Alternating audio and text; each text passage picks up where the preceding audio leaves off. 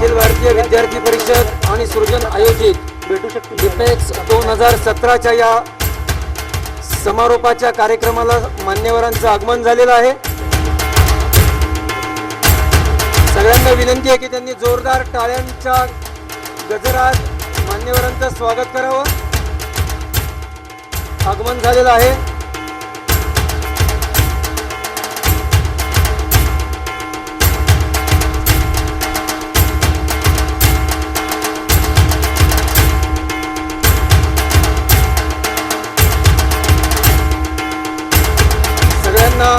विनंती आहे की त्यांनी स्थानापन्न बसून घ्यावे। कार्यक्रमाला सुरुवात होत आहे। सगळे पार्टिसिपंट्स नागरिक बंधू भगिनी यांना विनंती आहे की त्यांनी आपापल्या जागेवर बसून घ्यावे। अखिल भारतीय विद्यार्थी परिषद आणि सृजन आयोजित डिपेक्स 2017च्या या सांगता सोहळ्यासाठी आज या ठिकाणी मान्यवर उपस्थित झालेले आहेत। आपल्या राज्याचे माननीय शिक्षण मंत्री श्री विनोदजी तावडे, तसेच आजच्या कार्यक्रमाचे प्रमुख वक्ते माननीय श्री छगनभाई पटेल, माननीय श्री राम भोगले, माननीय श्री पी.डी. पाटील, पिंपरी चिंचवड महानगरपालिकेचे माननीय महापौर श्री नितीन काळजे, तसेच पिंपरी चिंचवड विद्यार्थी परिषद शहर मंत्री नकुल वाजे आणि महाराष्ट्र प्रदेश तंत्रशिक्षण विद्यार्थी परिषद निमंत्रक गजानन वाबळे या सर्वांना मी व्यासपीठावर येण्याची विनंती करतो। आपण सर्वांनी त्यांचं टाळ्यांच्या गजरात स्वागत करूया।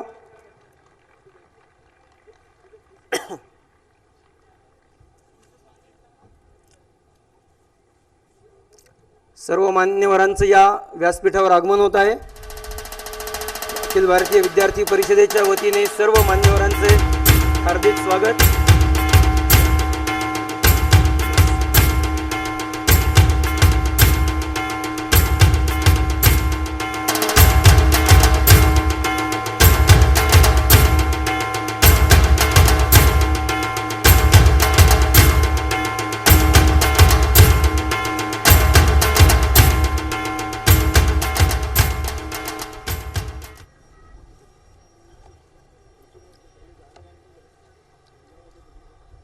नमस्कार। अखिल भारतीय विद्यार्थी परिषदेत आणि सृजन आयोजित डिपेक्स 2017 या राज्यस्तरीय चल प्रतिकृती स्पर्धा प्रदर्शनाचा समारोपाचा कार्यक्रम आज पिंपरी चिंचवड या उद्योग पंढरीमध्ये डॉक्टर APJ अब्दुल कलाम नगरीत संपन्न होत आहे। यासाठी उपस्थित असलेल्या सर्व नागरिक बंधू भगिनी, मान्यवर, सर्व पार्टिसिपंट्स यांचं या ठिकाणी मी मनापासून स्वागत करतो आणि या कार्यक्रमाला आता आपण सुरुवात करतोय। बाबा बोरकरांनी एक फार छान काव्यपंक्ती लिहिलेली आहे आणि जी आजच्या या कार्यक्रमाला अतिशय समर्पक आहे। आपल्या सगळ्यांना ती माहिती असेल। या ठिकाणी मी त्याचा उल्लेख करू इच्छितो की जो उल्लेख विद्यार्थी परिषदेच्या गेली 28 वर्ष अविरतपणे चालणाऱ्या डिपेक्स या कार्यक्रमासाठी अतिशय समर्पक अशा या काव्यपंक्ती आहेत। देखणे जे हात ज्यांना निर्मितीचे डोहळे, देखणे जे हात ज्यांना निर्मितीचे डोहळे, मंगलाने गंधलेले सुंदरांचे सोहळे, देखणी ती पाऊले जी ध्यासपंथे चालती, वाळवंटा तुनी सुद्धा स्वस्ती पद्मे रेखिती। अतिशय समर्पक अशा या काव्यपंक्ती विद्यार्थी परिषदेने जे गेले 28 वर्ष डिपेक्स चालवलेले आहे, या डिपेक्सच्या कार्यक्रमाला अतिशय समर्पक अशा या काव्यपंक्ती आहेत। मी व्यासपीठावर उपस्थित असलेल्या सर्व मान्यवरांचं या ठिकाणी स्वागत करतो आणि त्या सर्वांचा थोडक्यात परिचय करून देतो। आपल्या सगळ्यांना माहिती आहे की डिपेक्स हा उपक्रम विद्यार्थी परिषद गेली 28 वर्ष राबवते आणि या डिपेक्सच्या अचिव्हमेंट मी सांगण्याची आवश्यकता नाही आहे. आज अनेक उद्योगांमध्ये किंवा तंत्रशिक्षणातल्या अनेक ज्या काही अपेक्स बॉडी आहेत यांनीसुद्धा डिपेक्सच्या मधूनच अनेक प्रेरणा घेऊन अनेक प्रदर्शनं अनेक स्पर्धा आयोजित केलेल्या आहेत. त्यामुळे डिपेक्सच्या बाबतीत एकच सांगता येईल की तंत्रशिक्षणामधला अनेकविध आविष्कार दाखवणारा आणि देशाला भावी कुशल तंत्रज्ञ आणि संशोधक उपलब्ध करून देणारं विद्यार्थ्यांच्या हक्काचं एकमेव व्यासपीठ म्हणजे डिपेक्स. ही डिपेक्सची खरी ओळख आहे. आजच्या या सगळ्या कार्यक्रमामध्ये आपल्या महाराष्ट्राचे माननीय शिक्षण मंत्री श्री विनोदजी तावडे उपस्थित आहेत. बरोबरीने सृजन हा जो विद्यार्थी परिषदेचा ट्रस्ट आहे त्या ट्रस्टचे अध्यक्ष श्री राम भोगले, विद्यार्थी परिषदेचे राष्ट्रीय उपाध्यक्ष श्री छगनभाई पटेल, तसेच माननीय महापौर श्री नितीन काळजे आणि विद्यार्थी परिषदेचे पिंपरी चिंचवड शहर मंत्री नकुल वाजे आणि विद्यार्थी परिषदेचे महाराष्ट्राचे तंत्रशिक्षण विद्यार्थी परिषदेचे निमंत्रक गजानन वाबळे हे व्यासपीठावर उपस्थित आहेत. मी या सर्वांचा थोडक्यात तुम्हाला आपणास परिचय करून देतो. माननीय नामदार विनोदजी तावडे, महाराष्ट्र राज्य शालेय शिक्षण उच्च व तंत्रशिक्षण मंत्री, तसेच क्रीडा व युवक कल्याण, मराठी राजभाषा, सांस्कृतिक कार्य व अल्पसंख्याक मंत्री अशी माननीय विनोदजींकडे जबाबदारी आहे. विनोदजींचं इंजिनिअरिंगपर्यंत शिक्षण पूर्ण झालेलं आहे आणि शिक्षण क्षेत्रात असतानाच विद्यार्थी परिषदेच्या संपर्कात आले. विद्यार्थी परिषदेचं पूर्ण वेळ काम केलं. प्रदेश मंत्री, राष्ट्रीय महामंत्री अशा अनेक जबाबदाऱ्या विनोदजींनी पार पाडलेल्या आहेत. तसं म्हटलं तर विनोदजींचा परिचय हा खूप मोठा आहे, परंतु विनोदजी विद्यार्थी परिषदेचे कार्यकर्ते आहेत. आम्ही त्यांच्याबरोबर काम केलेलं आहे आणि खरं एकच परिचय त्यांच्या बाबतीत सांगता येईल की अल्टिमेट पॉझिटिव्ह ॲप्रोच असणारा विद्यार्थी परिषदेचा कार्यकर्ता, अशी एकमेव विद्यार्थी परिषदेचे ओळख असलेले माननीय शिक्षण मंत्री विनोद तावडे. आणि दुसरी ओळख आम्ही सांगू, कारण आम्ही त्यांच्याबरोबर काम केलेलं आहे, आम्ही त्यांच्याबरोबर फिरलेलो आहे. कुठल्याही परिस्थितीमध्ये न डगमगता अत्यंत वेगाने परिस्थिती हाताळणारा आणि क्षमता असलेला कार्यकर्ता म्हणजे विनोद तावडे. असं आम्ही अनेक प्रसंग त्यांच्याबरोबर अनुभवलेले आहेत. असे माननीय शिक्षण मंत्री आज आपल्या या कार्यक्रमाला प्रमुख अतिथी म्हणून लाभलेले आहेत. विनोदजींनी जर काही ठळक त्यांची कर्तृत्व सांगायचं म्हटलं तर फी रेग्युलेशन ॲक्टची प्रभावीपणे अंमलबजावणी केलेली आहे. त्यामुळे महाराष्ट्रातल्या 90% महाविद्यालयांच्या मनमानीला चाप बसलेला आहे आणि एकूण विद्यार्थ्यांची जी फी आहे त्याच्यामध्ये 30 ते 40% ची कपात झालेली आहे. दुसरी जी अचिव्हमेंट आहे याच्यामध्ये नवीन विद्यापीठ कायदा अंमलबजावणी की जो 1 मार्चपासून आता लागू झालेला आहे. ज्या विद्यापीठ कायद्यामध्ये विद्यार्थी हा केंद्रबिंदू मानून आणि ज्या ठिकाणी विद्यार्थ्यांचं प्रतिनिधित्व ग्राह्य धरलं जाईल अशा अनेक गोष्टी या विद्यापीठ कायद्यामध्ये विनोदजींनी आणलेल्या आहेत. दुसरी अचिव्हमेंट यातली अशी आहे की मराठी राजभाषेला अभिजात भाषेचा दर्जा मिळावा यासाठी विनोदजींनी विशेष प्रयत्न केलेले आहेत.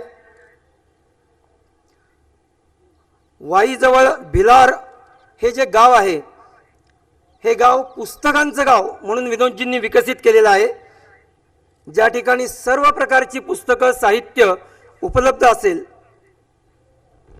आणि या पुस्तकांच्या गावांचं उद्घाटन आता 1 मेला होणार आहे.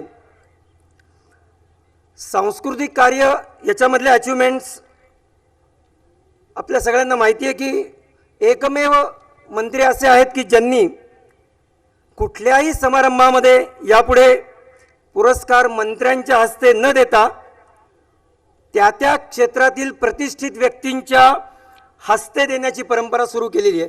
असे एकमेव मंत्री विनोदजी तावडे आहेत. आणि हे जे साहस, हे मोठेपणा, मगाशी मी जे म्हटलो, जे धडाडी कर्तृत्व, हे केवळ विद्यार्थी परिषदेच्या कार्यकर्त्यामध्येच आढळतं आणि केवळ विद्यार्थी परिषदेचा कार्यकर्ताच हे दाखवू शकतो. अशा प्रकारचं एक कल्पक आणि धाडसी नेतृत्व आज आपल्या या सांगता सोहळ्याच्या कार्यक्रमाला उपस्थित आहेत. मी माननीय विनोदजींचं या ठिकाणी मनापासून स्वागत करतो. दुसरा परिचय करून देतो. डॉक्टर छगनभाई पटेल, विद्यार्थी परिषदेचे राष्ट्रीय उपाध्यक्ष आहेत. एमफार्म PhD पर्यंत शिक्षण पूर्ण झालेलं आहे. सार्वजनिक फार्मसी महाविद्यालय मेहसाणा गुजरात येथे प्राचार्य म्हणून कार्यरत आहेत. Pharmacy faculty Gujarat technological university येथे डीन अशी त्यांच्याकडे जबाबदारी आहे. प्रामुख्याने फार्मास्युटिकल केमिस्ट्री, मेडिकल केमिस्ट्री या विषयात त्यांचा विशेष अभ्यास है. धार्मिक गतिविधियों के लिए साइंस क्या है, इस विषय में विशेष अभ्यास करने वाले विद्यार्थी परिषद के राष्ट्रीय उपाध्यक्ष डॉक्टर छगनभाई पटेल इस कार्यक्रम में उपस्थित हैं. विद्यार्थी परिषद की तरफ से मैं उनका यहाँ हार्दिक स्वागत करता हूँ. यानंतर श्री राम निळकंठ भोगले, विद्यार्थी परिषदेचे जुने कार्यकर्ते आहेत. विद्यार्थी परिषदेचा सृजन हा जो ट्रस्ट आहे, ज्या ट्रस्टच्या माध्यमातून प्रामुख्याने डिग्री डिप्लोमाच्या विद्यार्थ्यांसाठी अनेक प्रकारच्या ॲक्टिव्हिटी केल्या जातात, अनेक एंटरप्रेन्योरशिप प्रोग्राम राबवले जातात. अशा या सृजन ट्रस्टचे आदरणीय राम भोगले हे अध्यक्ष आहेत. औरंगाबाद येथील निर्लेप ग्रुप ऑफ इंडस्ट्रीजचे अध्यक्ष आहेत. Maharashtra chamber of commerce and इंडस्ट्रीजचे माजी अध्यक्ष आहेत. भारतीय जनता पार्टीचे उद्योग आघाडीचे अध्यक्ष आहेत. आणि बरोबरीने औरंगाबादमधील विविध सामाजिक संघटनांना मार्गदर्शक म्हणूनही त्यांनी काम पाहिलेलं आहे. यानंतर व्यासपीठावर उपस्थित असलेले DY पाटील उद्योग समूहाचे सर्वेसर्वा आदरणीय डॉक्टर PD पाटील, प्रसाद दत्ताजीराव पाटील व्यासपीठावर उपस्थित आहेत. त्यांचाही मी आपणास थोडक्यात परिचय करून देतो. माननीय पाटील सरांनी पुण्यामध्ये सायन्स आणि लॉमध्ये पदवी मिळवलेली आहे. पोस्ट डॉक्टरेट पदवी फिलॉसॉफीमधून घेतलेली आहे. गेल्या 20 वर्षात 74 महाविद्यालय आणि अनेक शैक्षणिक संकुलं त्यांनी डेव्हलप केलेली आहेत, विकसित केलेली आहेत. डॉक्टर DY पाटील प्रतिष्ठान आणि DY पाटील विद्यापीठाचे माननीय PD पाटील हे अध्यक्ष आहेत. मॅनेजमेंट काउन्सिल ऑफ पुणे युनिव्हर्सिटीचे सदस्य आहेत. Yashwantrao Chavan academy of development administration पुणेचे एक्झिक्युटिव्ह काउन्सिल मेंबर आहेत. पुणे विद्यापीठाने त्यांना जीवन साधना गौरव पुरस्कार देऊन सन्मानित केलेले आहे.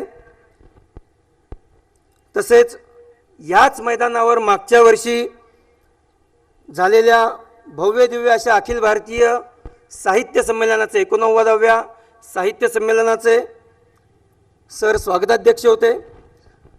आणि डिपेक्स 2017 च्या या कार्यक्रमासाठी माननीय पी डी पाटील सरांचं अतिशय बहुमोल सहकार्य विद्यार्थी परिषदेला मिळालेलं आहे. आज या ठिकाणी सर उपस्थित आहेत. विद्यार्थी परिषदेच्या वतीने मी त्यांचे मनपूर्वक स्वागत करतो. माननीय श्री नितीन काळजे पिंपरी चिंचवड महानगरपालिकेचे माननीय महापौर आहेत. श्री गजानन वाबळे, गजानन संभाजीनगरचा कार्यकर्ता आहे, औरंगाबादचा कार्यकर्ता आहे. इंजिनिअरिंगचं शिक्षण पूर्ण झालेलं आहे. 2014 पासून विद्यार्थी परिषदेच्या कामात आहे आणि वेगवेगळ्या जबाबदाऱ्या त्यांनी पार पाडलेल्या आहेत. सध्या विद्यार्थी परिषदेचं TSVP महाराष्ट्र प्रदेश निमंत्रक अशी त्याच्याकडे जबाबदारी आहे. नकुल सदानंद वाजे, BCA पर्यंत शिक्षण पूर्ण झालेलं आहे. 2014 पासून विद्यार्थी परिषदेचं काम करतोय आणि सध्या पिंपरी चिंचवडचा शहर मंत्री अशी त्याच्याकडे जबाबदारी आहे. या सर्व मान्यवरांचं मी पुन्हा एकदा विद्यार्थी परिषदेच्या वतीने स्वागत करतो. आणि यानंतर आदरणीय राम भोगले यांना अशी विनंती करतो की त्यांनी माननीय शिक्षण मंत्री श्री विनोद तावडे साहेब यांचा सत्कार करावा.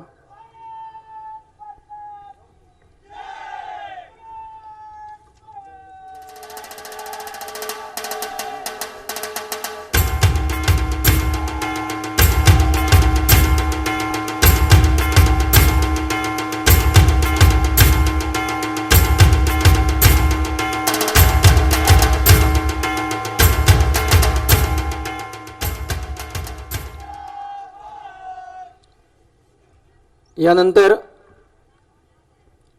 मी माननीय PD पाटील सर यांना अशी विनंती करतो की त्यांनी विद्यार्थी परिषदेचे राष्ट्रीय उपाध्यक्ष श्री छगनभाई पटेल यांचा सत्कार करावा.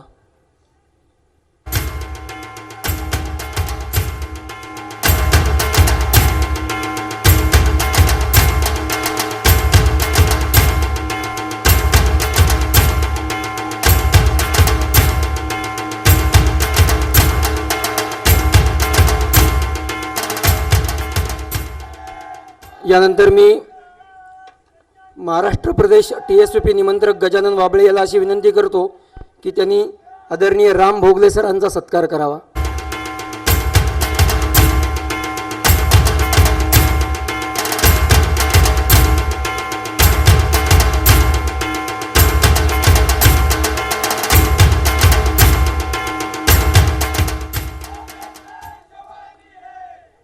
यानंतर पिंपरी चिंचवड शहर मंत्री नकुल वाजे याला मी अशी विनंती करतो की त्यांनी आदरणीय PD पाटील सरांचा सत्कार करावा.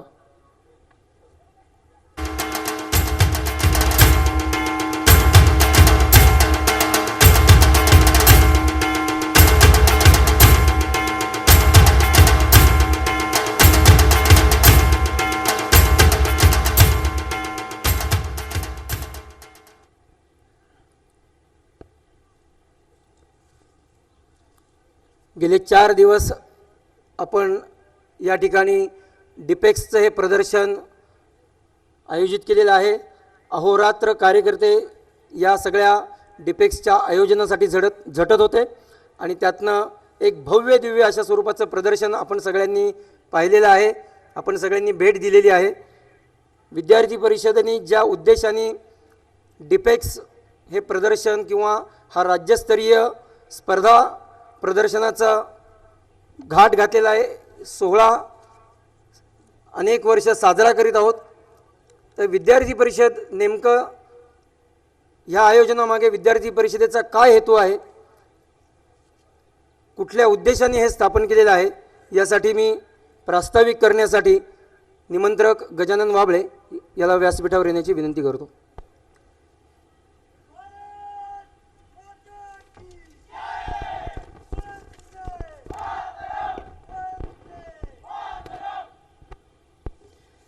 बोलो बोलो भारत माता की वंदे.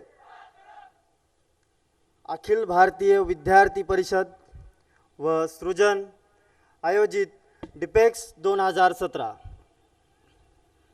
मंचावर उपस्थित महाराष्ट्र राज्याचे शिक्षण मंत्री विनोदजी तावडे, अखिल भारतीय विद्यार्थी परिषदेचे राष्ट्रीय उपाध्यक्ष छगनभाई पटेल,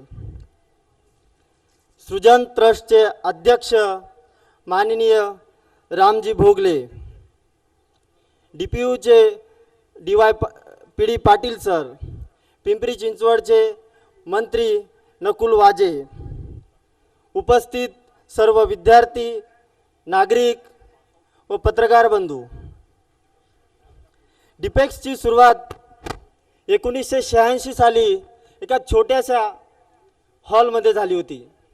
त्यामध्ये 18 प्रोजेक्टचं एक्झिबिशन झालं होतं आणि तुम्ही आज बघताय तर त्याचं एक केवढं मोठं वटवृक्ष या ठिकाणी तुम्हाला बघायला मिळतं आहे. डिपेक्स 2017 पिंपरी चिंचवड या शहरामध्ये होत आहे. डिपेक्सचं आयोजन महाराष्ट्रातल्या वेगवेगळ्या जिल्ह्यामध्ये सलग 27 वर्ष झाले होत असतं.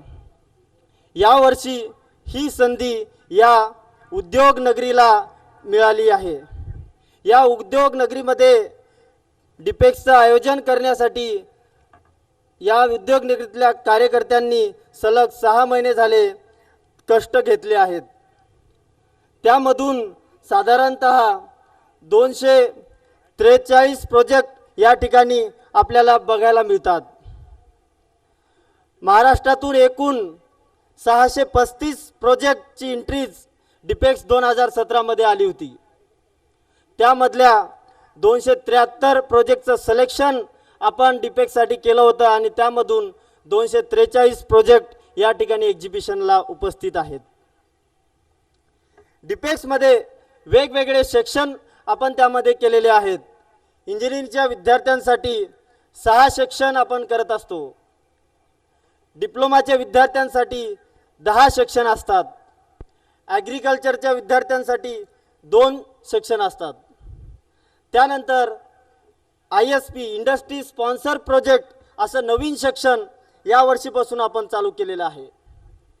तसेच जे इनोव्हेटिव्ह प्रोजेक्ट आहेत, नवीन कल्पना आहेत, त्याच्यासाठी म्हणून एक वेगळं सेक्शन, शोध नावाचं सेक्शन आपण चालू केलेलं आहे.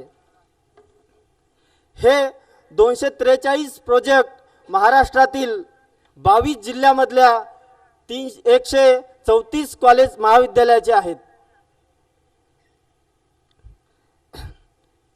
डिपेक्स 2017 ची विशेषता सांगायची झाली तर डिपेक्स 2017 मध्ये आपल्याला समाज उपयोगी प्रोजेक्ट बघायला मिळतात.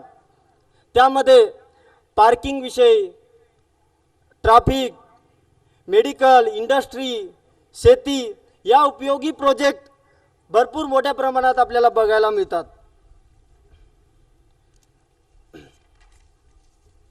2013 मध्ये जो आपला डिपेक्स संपन्न झाला त्यामध्ये भारताचे माजी राष्ट्रपती APJ अब्दुल कलाम आले होते.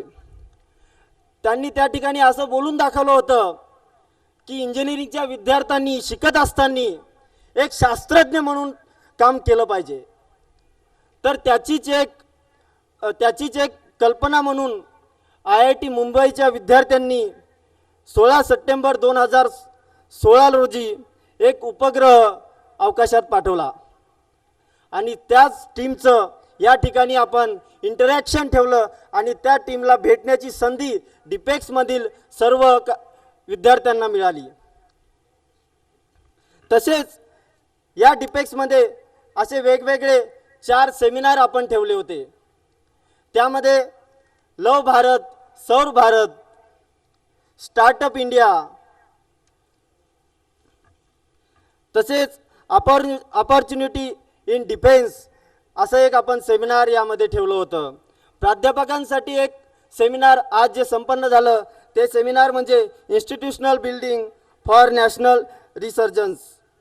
हा सेमिनार प्राध्यापकांसाठी आपण ठेवला होता. या सर्व सेमिनारमधून सर्व विद्यार्थ्यांना नक्कीच भविष्यामध्ये त्याचा चांगला फायदा होईल अशी अपेक्षा व्यक्त करतो.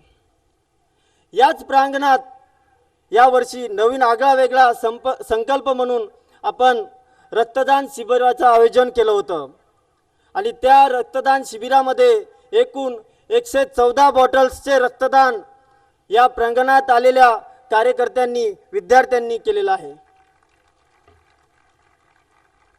मला असा विश्वास वाटतो की डिपेक्स 2017 मधून प्रेरणा घेऊन या भारतामध्ये सृजनशील उद्योजक देशाच्या विकासासाठी उदयास येतील आणि भारताला परिपूर्ण बनवण्यासाठी मदत करतील. जाता जाता एवढंच बोलतो, युवा वर्ग के कंधों पर जब आज़ादी पड़ती है, युवा वर्ग के कंधों पर जब आज़ादी पड़ती है, इतिहास वही मुड़ जाता है जिस ओर जवानी चलती है, जिस ओर जवानी चलती है.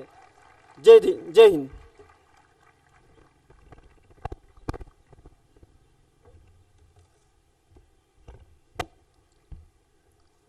धन्यवाद गजानन.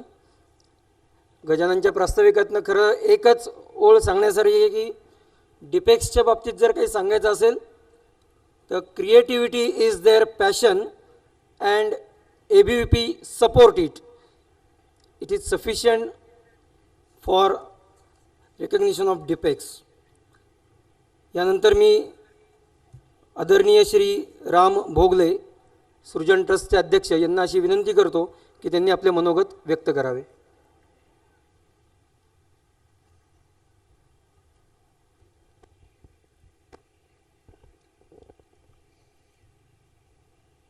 आदरणीय मंत्री महोदय श्री विनोदजी तावडे, अखिल भारतीय विद्यार्थी परिषदेचे उपाध्यक्ष, राष्ट्रीय उपाध्यक्ष श्री पटेल, ज्यांच्या परिसरात हे 2017चं डिपेक्स होतं आहे आणि ज्यांनी पालकत्वाची भूमिका घेतली आहे ते श्री PD पाटील, अखिल भारतीय विद्यार्थी परिषदेचे पदाधिकारी, उपस्थित निमंत्रित आणि विद्यार्थी मित्रमैत्रिणींनो, 1986 पासून सुरू झालेला डिपेक्सचा प्रवास 1992-93 पासून जवळून बघण्याचं भाग्य मला लाभलंय. औरंगाबाद शहरात डिपेक्स घ्यायचं ही संकल्पना घेऊन त्या काळातले विद्यार्थी परिषदेचे पूर्ण वेळ प्रदेश स्तरावर काम करणारे काही कार्यकर्ते आणि टेक्निकल स्टुडंट्स विद्यार्थी परिषद म्हणजे TSVPचे काही कार्यकर्ते मला भेटले आणि पॉलिटेक्निकमध्ये अभ्यासक्रमात जे प्रोजेक्ट्स घेतले जातात त्यांचं प्रदर्शन भरवावं, त्याची स्पर्धा भरवावी, ही संकल्पना मला अतिशय आवडली. कारण मी स्वतः तंत्रशिक्षण घेत असताना शिक्षणाचा आणि प्रत्यक्ष इंडस्ट्रीचा जवळजवळ संबंध नव्हता. आम्हाला प्रात्यक्षिकं करण्याकरता कॉलेजच्या लॅब सोडून कुठल्याही इंडस्ट्रीमध्ये प्रवेश नसायचा आणि तसा आमचा प्रवेश व्हावा याकरता कुठली व्यवस्थाही नव्हती. प्रत्यक्ष कॉलेजमध्ये विद्यार्थी काय करतात किंवा शिक्षण संस्थांच्यातनं विद्यार्थी काय करतात हे इंडस्ट्रीतली लोक कधी येऊन बघायची नाहीत. आणि डिपेक्स एक असं ऑकेजन होतं की जिथे इंडस्ट्रीचा या शिक्षण संस्थांची जवळचा संबंध येण्याची शक्यता निर्माण होत होती. त्यामुळे 1993-94 मध्ये औरंगाबादला जे डिपेक्स झालं त्या निमित्ताने मी या डिपेक्सशी जोडला गेलो. त्या काळातले प्रोजेक्ट्स आणि आज मी डिपेक्सला व्हिजिट देत असतानाचे जे प्रोजेक्ट्स आहेत यात जमीन आसमानाचा फरक पडलेला आहे. त्या काळात शोध असा कुठलाही प्रकार डिपेक्समध्ये नव्हता. सिव्हिल, मेकॅनिकल आणि इलेक्ट्रिकल सोडलं तर त्याच्या पलीकडच्या कुठल्याही ब्रँचचं पार्टिसिपेशन डिपेक्समध्ये नसायचं आणि डिग्री कॉलेजेसना प्रवेश देण्याची मुभाच डिपेक्सच्या एकंदरीत व्यवस्थेत नव्हती. पुढच्या या सगळ्या काळात गेल्या 25 वर्षात या डिपेक्सच्या स्वरूपात खूप फरक पडलेला आहे. अखिल भारतीय विद्यार्थी परिषद ही एका विशिष्ट विचाराची असल्यामुळे सहजासहजी इंडस्ट्री या उपक्रमाला जोडली जात नव्हती. आज परिस्थिती खूप बदलली आहे. आज जे भव्य स्वरूप आपण डिपेक्सचं बघतो ते अतिशय विलोभनीय आहे आणि ज्या प्रकारचे प्रोजेक्ट्स इथे मी बघितले त्याचा आवर्जून उल्लेख मला करावासा वाटतो. शेतीत काम करायला तरुण तयार नाहीत असं चित्र देशात आहे. असलेल्या शेतकऱ्याला ती शेती परवडत नाही असंही चित्र देशात आहे. आणि असं असताना शेती सुलभ व्हावी याकरता विविध मार्गांचा विचार होतो, पण शेतीचं यांत्रिकीकरण आणि ते सुलभ यांत्रिकीकरण असा विचार मात्र प्रामुख्याने कुठेही चर्चेस दिसत नाही. पण आज मी 2 प्रोजेक्ट असे बघितले की जे मार्जिनल फार्मर म्हणजे ज्याच्याकडे 2.5-3 एकर शेती आहे त्याचीही शेती सुलभ करू शकतील. हाताने ढकलून चालणारा हार्वेस्टर, ज्याला जे काही कापलं गेलंय त्याची पेंडी बांधता येईल अशी व्यवस्था असलेलं मॉडेल अतिशय क्रूड आहे, पण संकल्पना अतिशय छान आहे. विद्यार्थ्यांनी प्रत्यक्ष आयुष्यात आपल्या आजूबाजूला असलेल्या ज्या प्रॉब्लेम्स आहेत त्याचा अभ्यास करून त्याच्यावरची काही ना काहीतरी सोल्युशन्स आणावीत, हे मला वाटतं या डिपेक्सच्या निमित्ताने पहिल्यांदा लोकांसमोर येतंय आणि ते अतिशय आशादायक चित्र आहे. अजून एक प्रोजेक्ट मी बघितला ज्याच्यात द्राक्ष शेतीला पूर्णपणे ऑटोमेटेड फर्टिगेशन आणि इरिगेशनची व्यवस्था होईल आणि त्याच्यावर पडणाऱ्या वेगवेगळ्या रोगराईचा अभ्यास करून किती वाढलेली आहे रोगराई त्याप्रमाणे त्याला औषधाचा किती डोस द्यावा, कधी त्याच्यावर स्प्रेइंग व्हावं याचंही इंडिकेशन मिळेल असा हा प्रोजेक्ट आहे.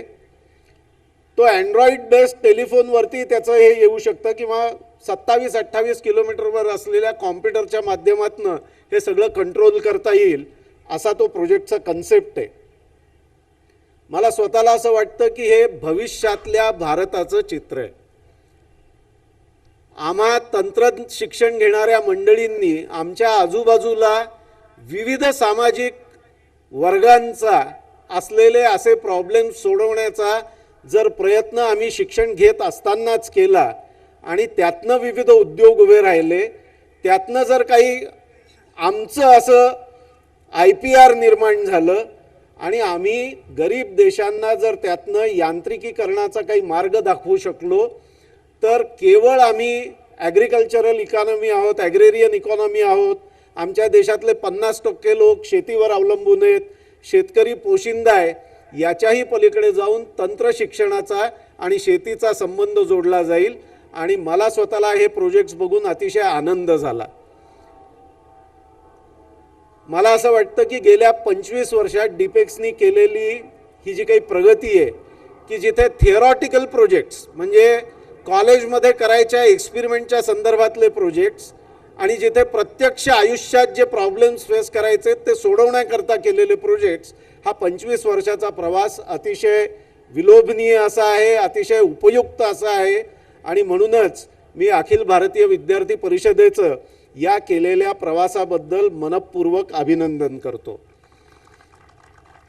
सर्व विद्यार्थी ज्यांनी इथे पार्टिसिपेट केलेलं आहे त्यांनी एक लक्षात घ्यावं की मी या सगळ्या प्रवासात 25 वर्षापासून हे बघतोय. ज्या काळात मी याच्याशी जोडला गेलो त्या काळात विनोदजी एक कार्यकर्ता म्हणून याच्याशी जोडले गेले होते. विनोदजी आज तंत्रशिक्षण आणि शिक्षण मंत्रालयाचा कारभार सांभाळत आहेत. पण केवळ विनोदजीच जोडले गेले होते का? तर तसं नाही आहे. चंद्रकांत दादा पाटील, पियुष गोयल हेही मंत्री या सगळ्या प्रवासात या सगळ्या एक्सपेरिमेंटशी जोडले गेलेले होते आणि आज ते देशात आणि राष्ट्रात अतिशय महत्त्वाच्या जबाबदाऱ्या सांभाळत आहेत. हे असं कसं होऊ शकतं? तर डिपेक्स हा एक ऑर्गनायझेशनल एक्सपेरिमेंट आहे. दरवर्षी नवीन विद्यार्थ्यांची टीम हे सगळं ऑर्गनाईज करण्याकरता झटत असते. त्यांच्या पाठीशी काही जुने जाणते कार्यकर्ते सृजनच्या माध्यमातून किंवा ज्यांनी आधी पूर्ण वेळ काम केलेलं आहे असेही त्यांच्याबरोबर सामील होतात. पण एवढा मोठा कार्यक्रम ऑर्गनाईज करण्याचं एक प्रशिक्षण या निमित्ताने शेकडो विद्यार्थी कार्यकर्त्यांना मिळतं आणि एकदा समाजापुढे जाऊन अशी जबाबदारी घेण्याची सवय लागली आणि ती एवढ्या भव्य दिव्य स्वरूपात पार पाडण्याची सवय लागली तर त्यातनंच भविष्यातले उद्योजक, कार्यकर्ते, मंत्री, पंतप्रधान निर्माण होऊ शकतात. आणि ही दुसरी ताकद या डिपेक्सची आहे आणि त्याहीबद्दल मी अखिल भारतीय विद्यार्थी परिषदेचं मनपूर्वक अभिनंदन करतो. या सगळ्या प्रवासात सृजन ही एक व्यवस्था अशी निर्माण केली आहे की यातनं ज्या विद्यार्थ्यांनी प्रोजेक्ट्स घेतलेले आहेत त्यांना भविष्यात हे प्रोजेक्ट्स कमर्शियली एक्सप्लॉइट करता येतील का, याकरता काही कार्य करता येईल का, म्हणून खरं सृजनची निर्मिती झाली. पण गेल्या 25 वर्षात काही खूप भरीव कार्य आम्ही करू शकलो अशी परिस्थिती नाही आहे. पण असं भरीव कार्य करण्याची इच्छा असलेले कार्यकर्ते अजूनही सृजनमध्ये आहेत आणि त्या दिशेने विचार करून आपल्याला पुढच्या 3 वर्षात काय करता येईल याचा एक रोडमॅप तयार करण्याचं सृजननी ठरवलेलं आहे. आणि मला खात्री आहे की या ट्रस्टची निर्मिती ज्या निमित्ताने झाली, ज्या कारणाकरता झाली, त्यात आजपर्यंत आमचं भरीव कार्य असं काही नसलं. डिपेक्सच्या दिवशी किंवा डिपेक्सच्या निमित्ताने आम्ही एकत्र येतो, पण डिपेक्स नंतरचं वर्षभर या विद्यार्थ्यांना मार्गदर्शन मिळावं, त्यांना उद्योजकतेकडे वळवता यावं, याकरता सृजन भक्कम प्रयत्न भविष्यात करेल असं मी आपणा सर्वांना आश्वासन देतो. आणि परत एकदा अखिल भारतीय विद्यार्थी परिषद आणि या डिपेक्सच्या सर्व ऑर्गनायझर्सचं अभिनंदन करून आपली रजा घेतो. धन्यवाद.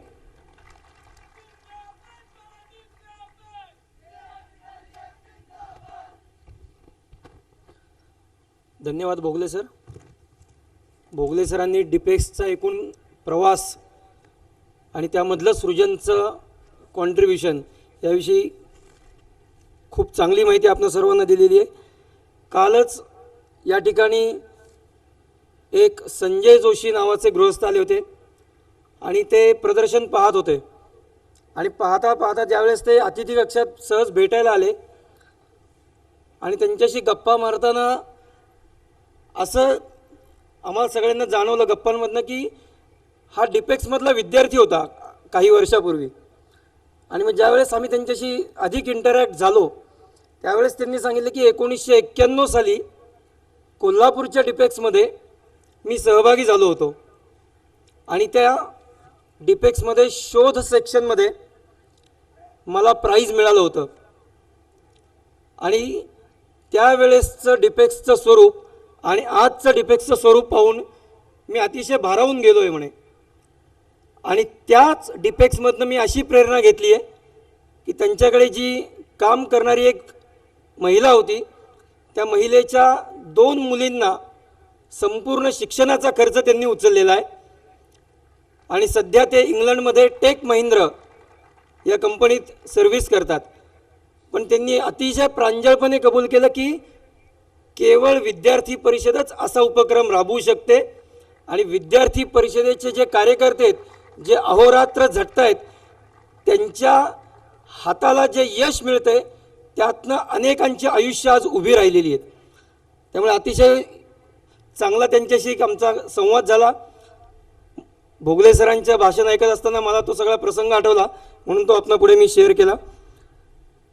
यानंतर मी महाराष्ट्र राज्याचे शिक्षण मंत्री आदरणीय श्री विनोदजी तावडे यांना अशी विनंती करतो की त्यांनी आपलं मनोगत व्यक्त करावं.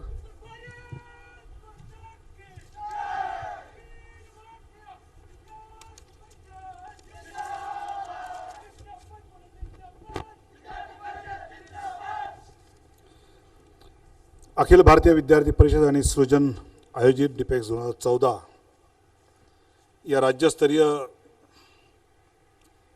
चलप्रतिकृती प्रदर्शन व स्पर्धा याला उपस्थित विद्यार्थी परिषद राष्ट्रीय उपाध्यक्ष माननीय छगनभाई पटेल,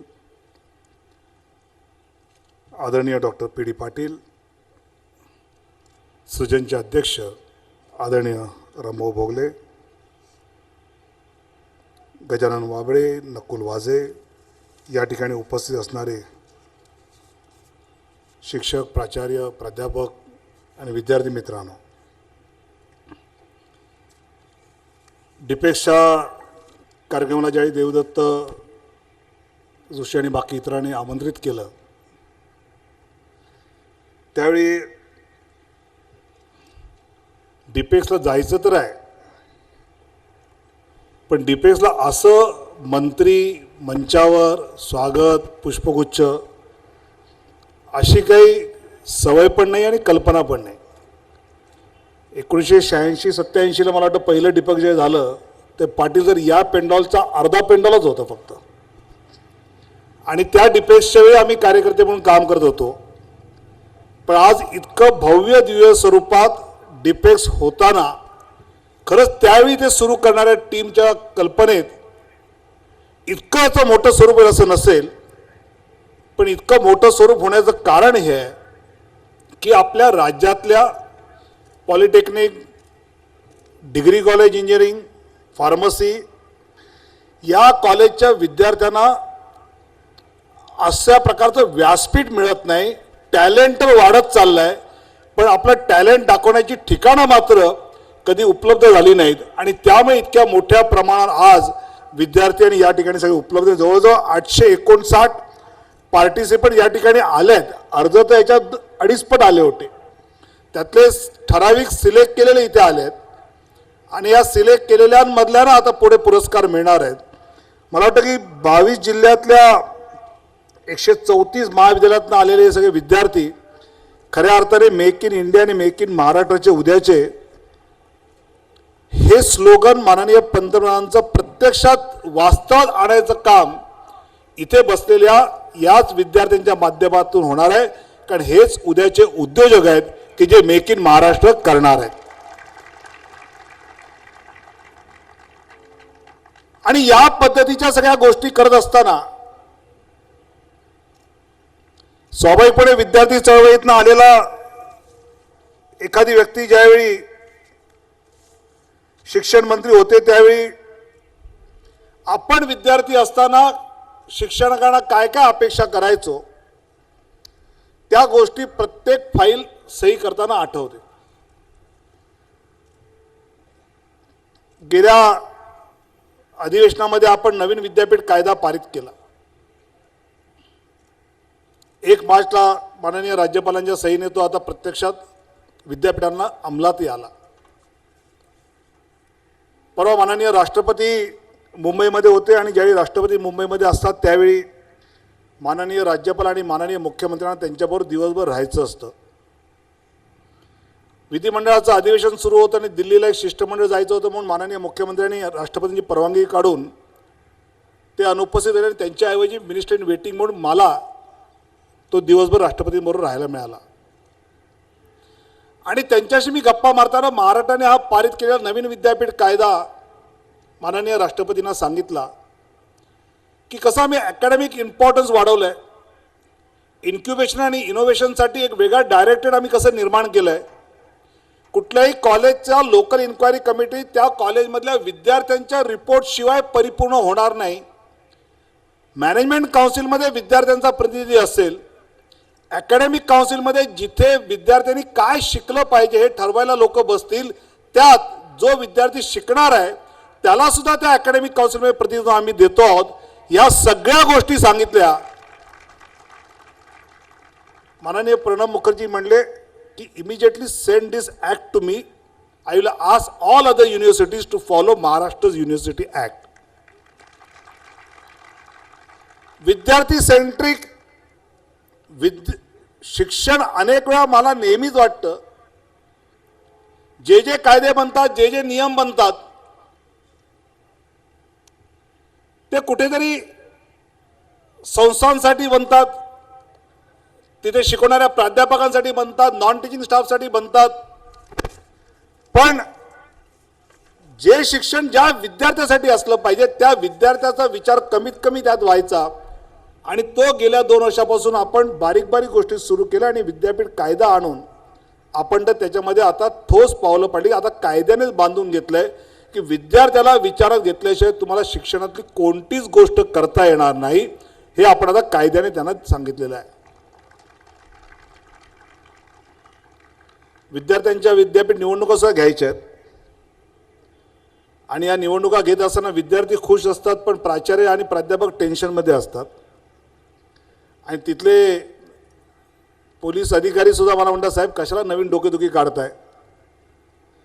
पण आम्ही या सगळ्या विद्यापीठाच्या राजकारणातून, निवडणुकीच्या राजकारणातून खऱ्या अर्थाने आमचं नेतृत्व घडलं आहे. त्यामुळे विद्यार्थ्यांच्या निवडणुका या घ्यायच्या आणि यातून चांगलं नेतृत्व केवळ राजकारणात नाही तर विविध क्षेत्रामध्ये जाईल हा मला विश्वास आहे. त्यामुळे निवडणुकांपासून घाबरणाऱ्यांनी उगाचच याचा भाव करायचं कारण नाही. डिपेक्सच्या निमित्ताने येताना मी सहज आढावा घेतो की डिपेक्समध्ये येणारी जी वर्किंग मॉडेल्स आहेत, या वर्किंग मॉडेल्सच्या एक्झिबिशन पुरती ती असतात, प्रॅक्टिकलसाठी फक्त असतात का त्याचा पुढे जाऊन मार्केटमध्ये सुद्धा काही उपयोग होतो का. आणि त्यामुळे खरं म्हणजे MSBTच्या वतीने जी पॉलिटेक्निकमधली उत्कृष्ट प्रोजेक्ट असतात त्या प्रोजेक्ट्सना पेटंट मिळवून देण्याचं काम MSBT करतं. त्याचा फायदा आपण सर्वांनी उचलला पाहिजे. त्या पेटंट करून देण्याचा खर्च सुद्धा आम्ही उचलायला तयार आहोत जर तितकं चांगलं ते प्रोजेक्ट असेल तर. मी रामभाऊ, आपण म्हणाल सृजनचं जे काम आहे ते तुम्ही आणि आम्ही मिळून एकत्र करू. आम्ही सृजनला याची MSBTच्या बरोबर नोडल एजन्सी आम्हाला नेमायला काही हरकत नाही. की ज्या चांगले प्रोजेक्ट्स या ठिकाणी येतात, जे वर्किंग मॉडेल्स चांगले येतात, मगाशी अभिप्राय वहीमध्ये माननीय प्रतापराव पवारांनी लिहिलंय की यातल्या ॲग्रिकल्चरचे जे काही वर्किंग मॉडेल्स मला आवडले आहेत त्यांना मार्केटमध्ये घेऊन जाण्याचं काम आम्ही सकाळ ग्रुप करू शकतो, अशी त्यांची त्या ठिकाणी प्रतिक्रिया आहे. मला वाटतं की शेवटी इतक्या चांगल्या प्रमाणावर टॅलेंट आहे आणि हे टॅलेंट या ठिकाणी प्रत्यक्ष मांडलं जात आहे, तर ते केवळ कुठे पुरस्कार, कुठे प्रॅक्टिकलचे मार्क मिळवण्यासाठी नाही, तर या टॅलेंटचा आपल्या समाजाला पुढे उपयोग झाला पाहिजे, त्याची मार्केटिंग वायबिलिटी असली पाहिजे. यासाठीची एक जोड जी करायची काम आहे, मला वाटतं ते आपण या माध्यमातून नक्की करू. आणि विशेषतः पेटंट झाल्यानंतर MSBTच्या माध्यमातून स्टार्टअप सुरू करण्यासाठीचं मोटिवेशन सुद्धा MSBT म्हणून आम्ही करणार आहोत. आणि खऱ्या अर्थाने इन्क्युबेशनच्या साठी या वर्षीच्या बजेटमध्ये 10 कोटी रुपये केवळ याच विषयासाठी आम्ही डेडिकेट करून ठेवलेले आहेत की जेणेकरून आपल्या राज्यातल्या विद्यार्थ्यांच्या टॅलेंटला हा पुढे मार्केटमध्ये आपण प्रत्यक्ष नेऊन पोहोचू शकलो पाहिजे. आज सगळे डिग्री आणि पॉलिटेक्निकचे विद्यार्थी आलेत, त्याचा लाभ घेत 2 गोष्टी स्पष्ट करतो. कुठलंही पॉलिटेक्निक राज्यातलं बंद होणार नाही.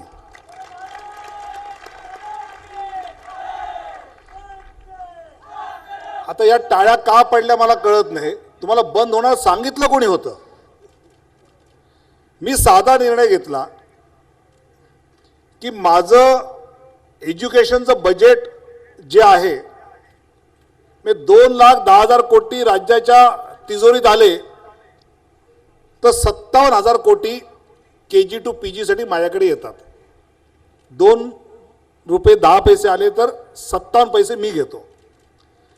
याहून मला नवीन ॲडिशनल पैसे काही वाढून मिळणार नाहीत, कारण शेतकऱ्यांचं चाललं आहे आम्हाला टोल न भरता रस्ते फुकटात पाहिजे, धरणं वाढली पाहिजेत, इरिगेशन वाढलं पाहिजे आणि त्यामुळे ही सगळी विकास कामं करायची आहेत. आणि तिथे पैसा जात असल्यामुळे ऑलरेडी आपण प्लॅन नॉन प्लॅनच्या 57 पैसे जर 2-10 मध्ये काढले तर आपण किती पोचलो आहोत आणि याहून अधिक येत्या काळात तर होणार नाही. म्हणून मग मी आहे ती पॉलिटेक्निक आपल्याला अपग्रेड करता येईल का आणि ती डिग्री करता येईल का. म्हणजे डिग्री कॉलेजमध्ये जाऊन विद्यार्थ्याला प्रायव्हेटमध्ये जी भरमसाठ फी भरावी लागते त्याच्याऐवजी गव्हर्नमेंट इंजिनिअरिंग कॉलेजमधनं त्याला एक 50-52 हजारामध्ये डिग्री पूर्ण करता येईल. या कल्पनेतनं खरं म्हणजे हे अपग्रेडेशनचा निर्णय आम्ही कॅबिनेटमध्ये घेतला. आता आपलं पॉलिटेक्निक अपग्रेड झालं आणि इथे डिग्री झालं आणि मग आपण या पॉलिटेक्निकमध्ये न राहता आपली कुठेतरी बदली होईल आणि मग मला सोलापूर सोडून दुसरीकडे जावं लागेल, मला रत्नागिरी सोडून कुठेतरी जावं लागेल, अशी भीती ज्यांच्या मनात निर्माण झाली त्यांनी विद्यार्थ्यांच्या मनात भीती निर्माण केली. विनोद तावडे पॉलिटेक्निक बंद करतोय.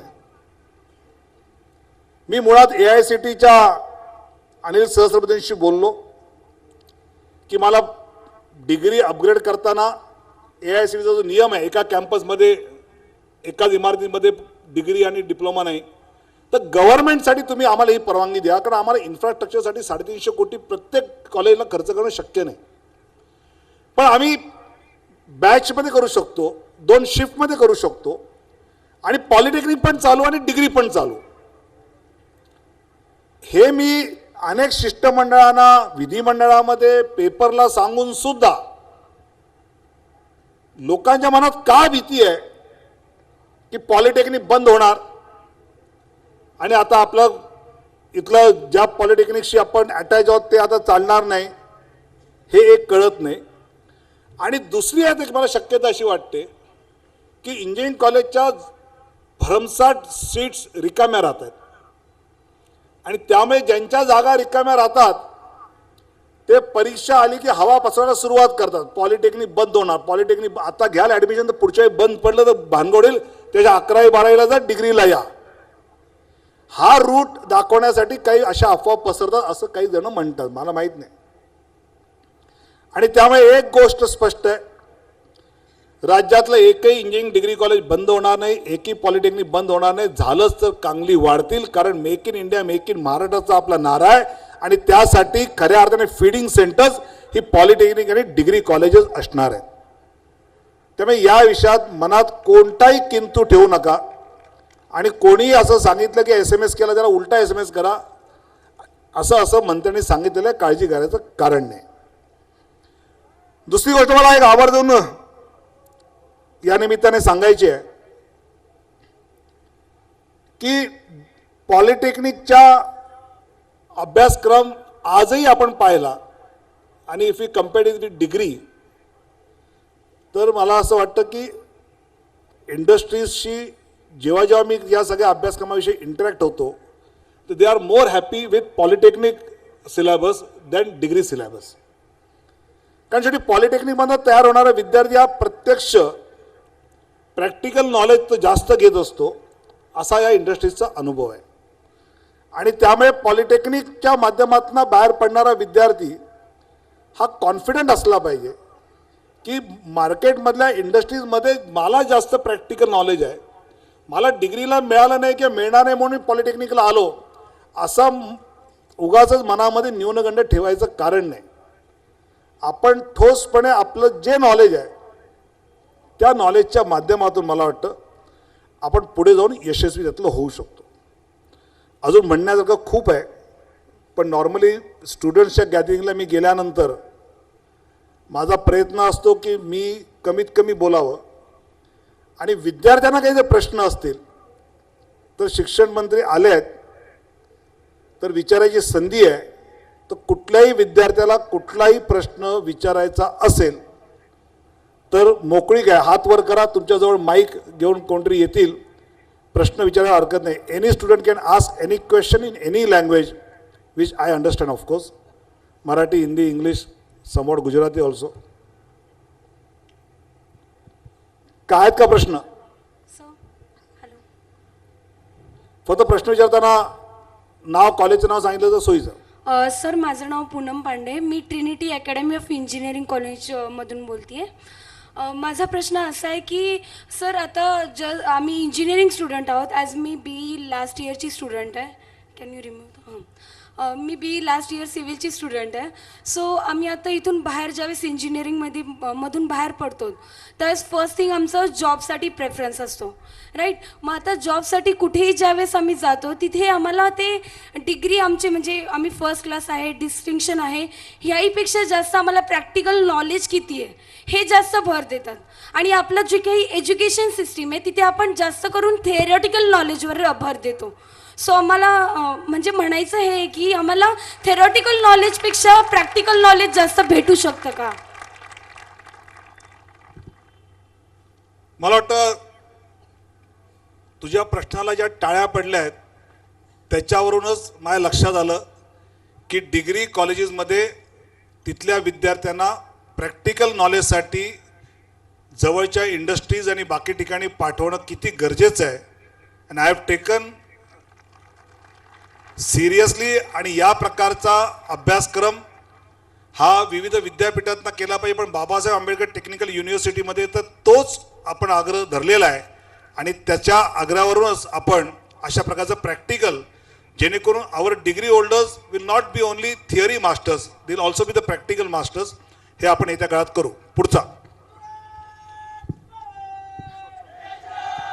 हॅलो सर, माझं नाव अविनाश वामन.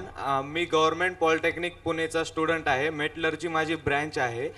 सर, आम्हाला थर्ड इयर नंतर महाराष्ट्रामध्ये फक्त एकच कॉलेज आहे डिग्रीसाठी, ज्याची कॅपॅसिटी आहे फक्त 12 स्टुडंट्स. आणि सर, बाकीचे जेवढे स्टुडंट्स आहेत त्यांना नाईलाजाने जॉब किंवा मग दुसरी ब्रँच चेंज करावं लागते सर. मग आणि दुसऱ्या स्टेटमध्ये जाऊन शिकण्याची समजा परिस्थिती म्हणा किंवा दुसरे काही पॉईंट्स असतात तर ते पॉसिबल नाहीत. मेटलर्जीसाठी काही ना काही अजून शिकण्याची संधी उपलब्ध केली पाहिजे सांगितलं. नुकतंच कोल्हापूरमध्ये कोल्हापूर पॉलिटेक्निकच्या माध्यमातून कोल्हापूर ही खऱ्या अर्थाने फाउंड्रीचं हॅलो, आणि त्या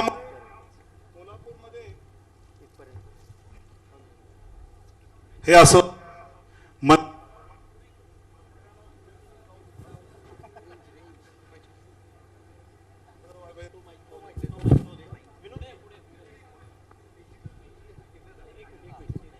हॅलो, शिक्षण मंत्री विद्यार्थ्यापर्यंत पोहोचू नये अशीच व्यवस्था असते. आता मी उतरून इकडे येतोय तर कोणीतरी माईक बंद केला, बरोबर की नाही? नाही संपल नाही, माझा आवाज मोठा आहे, संपलं तरी मी पुढे जाईन, आहे की नाही? आलं पाहिजे ना. त्यामुळे मेटलर्जीचे अधिकाधिक केवळ नॉट ओनली मेटलर्जी, पण मला असं वाटतं की ज्या वेगवेगळ्या ब्रांचेस पुढच्या 10-15 वर्षाच्या काळामध्ये या ठिकाणी अधिक ज्याला डिमांड आहे, स्वाभाविकपणे मला असं वाटतं की ते सगळे अभ्यासक्रम त्या पॉलिटेक्निक डिग्रीमध्ये कसे सुरू होऊ शकतात याचा एक खरं म्हणजे बृहत आराखडा, त्याचा एक मास्टर प्लॅन सरकारच्या वतीने आपण बनवतो. आणि त्यामध्ये याचा विचार सगळे जर जागेवर बसा. चला, हे जे आलेत ना हे फोटो मास्टर आहेत. चला सगळे आपापल्या जागेवर. चला पुढचा प्रश्न. Back benches. हां, कारण मी नेहमी मागेच बसायचो वर्गात.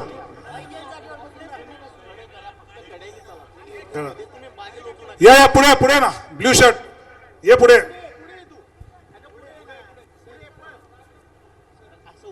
तुम्ही काय उभा, तुम्ही जा सगळे, तुम्ही सगळे जा, तुम्ही आपापल्या जागेवर जा, सगळे कार्यकर्ते व्हॉलंटियर जा, काय सगळे जागेवर.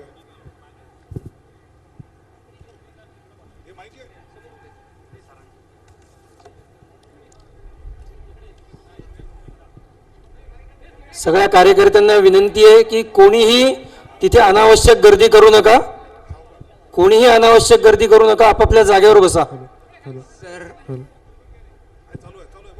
सर हॅलो, मी doctor D Y Patil, college of engineering अकोडीचा आहे. तर माझा क्वेश्चन आहे सर, जे प्रॅक्टिकल वर्क देतात ना आमच्या कॉलेजमध्ये, असाइनमेंट वगैरे करणं हे, तर ते आम्ही म्हणणार नाही काहीच नाही करत. त्याच्यामध्ये आमच्या आयडिया वगैरे काहीच नाही टाकत. जसं आहे तसं फक्त लिहितो आम्ही, आमचं काहीच घेणं नसतं. आम्ही म्हणजे स्टुडंट, आम्ही फक्त लिहितो, त्याच्यामध्ये आम्हाला काहीच मिळत नाही. नेमका आयडिया पण म्हणजे तिथं अप्लाय नाही होत, आमचं नॉलेज पण अप्लाय नाही होत. फक्त आम्ही लिहितो, पण त्याचा ॲक्च्युअली आमचा उपयोगच काही नाही होत. सर ॲक्च्युअली माझं म्हणणं आहे ते बंदच करून टाकायला पाहिजे, केलं पाहिजे. नाव सांगत नाही, नको ना, पण मनापासून टाळ्या वाजून याचं अभिनंदन करा की हिमतीने येऊन सांगितलंय. कारण शेवटी आजकाल कॉपी पेस्टचा जमाना जास्त आहे. किंवा आमच्या काळामध्ये सिव्हिलचे आमचे मित्र जिट्या मारायचे. अजून मारता का जिट्या? अजून जिटी चालूच आहे का सगळ्या? सर हां सर, तेच मला वाटलं बंद झालं असेल आता. चला, म्हणजे एज्युकेशन चांगलं चाललंय. म्हणजे मला असं वाटतं की खऱ्या अर्थाने आपल्याला अभ्यासक्रमामध्ये सगळ्या विद्यार्थ्यांना जे जाणवत आहे की थिअरी कॉपी पेस्टवर भर न देता प्रॅक्टिकलवर भर दिला पाहिजे. आणि प्रॅक्टिकल नॉलेज जर आम्हाला घेता आलं तरच आम्ही खऱ्या अर्थाने इंजिनियर म्हणून आयुष्यात यशस्वी होऊ शकतो. आणि त्यासाठी ज्या ज्या नॉर्म्स कॉलेजेसने पाळले पाहिजेत, एक कॉलेजने सगळ्याच कॉलेजेसने पाळले पाहिजेत, मला असं वाटतं की त्याच्यावर अधिक स्ट्रिक्ट शासनाच्या वतीने लक्ष मी दिलं जाईल. ज्या कॉलेजचं नाव घेतलं आहे पाटील साहेब, तिथपासून सगळ्या कॉलेजकडे मी जास्त लक्ष देणार आहे आणि सगळीकडे नीट एज्युकेशन मिळेल हे पाहण्याची जबाबदारी माझी. विचार. सर सर सर माझं नाव आहे ऋतुजा आता ही विचारते आहे, मग हिच्यानंतर तू विचार पुढे. सर माझं नाव आहे ऋतुजा जगताप. माझा असं क्वेश्चन आहे की सर, जे आता इंजिनिअरिंगमध्ये सेमिस्टर पॅटर्न चालू आहे, तर सेमिस्टर पॅटर्नचा प्रॉब्लेम काय आहे सर, की 3 महिन्यात सेमिस्टर संपते, त्या विषयाचं व्यवस्थित नॉलेज पण स्टुडंटला मिळत नाही. मग त्याच्याऐवजी जर आपण इयर वाईज पॅटर्न ठेवला आणि त्यातले 2 महिने हे इंडस्ट्रीत जाऊन जर अप्रेंटिसशिप करायचे असं जर ठेवलं तर मुलांचा त्यामध्ये फायदा होईल. सेमिस्टर पाहिजे का इयर पाहिजे? Year pattern. सेमिस्टर सिस्टीम का इयरली सिस्टीम? म्हणजे परीक्षा कमी पाहिजेत? खरं सांगा, परीक्षेला अभ्यास करायला वेळ जास्त पाहिजे का परीक्षा कमी पाहिजेत? खरंय. पण हे सगळे निर्णय पॉलिटिशियन्सनी अजिबात करू नये. तुमचं हे जे सजेशन आहे हे मी सगळ्या अकॅडमिक काउन्सिल्सच्या चेअरमन्सकडे, इंजिनिअरिंग कॉलेजचे जे असतील, इंजिनिअरिंग कोर्सेसचे अकॅडमिक काउन्सिल्स असतील त्यांच्याकडे आग्रहाने पाठवेन. आणि I will ask them to give a thought की students are demanding for annual yearly pattern than semester pattern and let them decide on academic things. नाहीतर आपण इयरली करू, उद्या पेपरला येईल शिक्षण मंत्र्यांनी घोषणा केली की अॅन्युअल पॅटर्न आला, अॅन्युअल पॅटर्न सुरू झाला, तर पुढे मागे इंडस्ट्रीज जाहिरात देतील की आमच्याकडे डिग्री होल्डर पाहिजे, बट महाराष्ट्राच्या स्टुडंट्सनी अप्लाय करू नका, कारण शिक्षण मंत्र्यांनी निर्णय घेतलाय, अकॅडमिक वाल्यांनी निर्णय घेतला नाही. So we don't respect that decision. So let us take decision by the academic persons and academic council. आणि त्या पद्धतीने तुमचं स्ट्रॉंग म्हणणं जे आहे ते त्यांच्यापर्यंत मी पोहोचवतो. नमस्कार सर, माझं नाव Komal Chandranga Late, doctor DY Patil college of इंजिनिअरिंगची विद्यार्थिनी.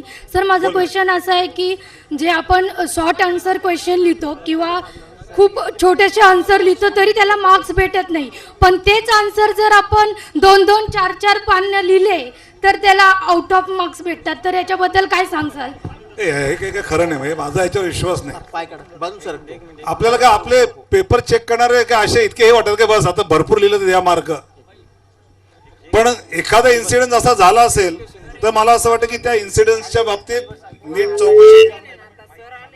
नीट चौकशी केली पाहिजे. पण कधी कधी असं होतं की काही मुलं तुक्का लावण्यासाठी भरपूर लिहितात आणि मग प्राध्यापक इतकं सगळं कुठे तपासत बसूया, जाऊ दे मार्क देऊन पुढे जाऊन पुन्हा रिचेकिंगला टाकणार नाही, असं करत असतील तर माहीत नाही. पण जनरल अजूनही महाराष्ट्रातली असेसमेंट सिस्टीम ही इतकी सरसकट नाही. देर मे बी सम इन्सिडेंट, तुम्ही म्हटलं तसं खरं असेल सुद्धा एखाद घटनेमध्ये, पण सरसकट अजून तरी नाही असं माझी माहिती पण आहे. मी दर रिझल्ट नंतर वेगवेगळ्या रिझल्ट्सचे ॲनालाइज करत असतो. अनेक वेळा त्यांच्या आन्सर शीटच्या सॅम्पल झेरॉक्स मागत असतो, कम्पेअर करत असतो. त्यामुळे मला असं वाटतं की असं सरसकट होत नाही. चला पुढचा प्रश्न पटकन.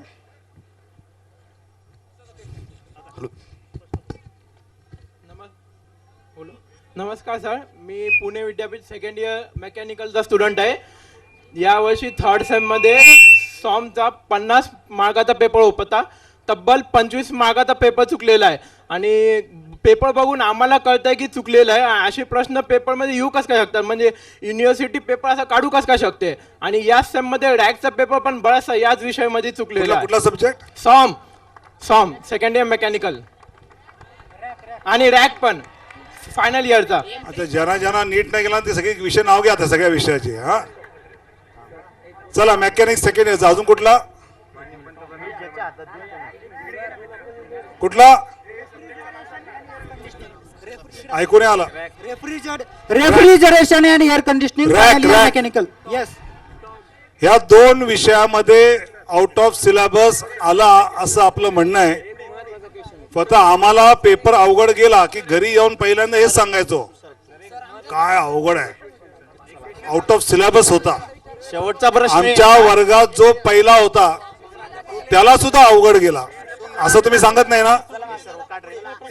पण या रॅकचं आणि सॉमच्या 2 पेपरच्या विषयामध्ये जरा इकडे माईक इकडे घ्या, सगळे जागेवर बसा.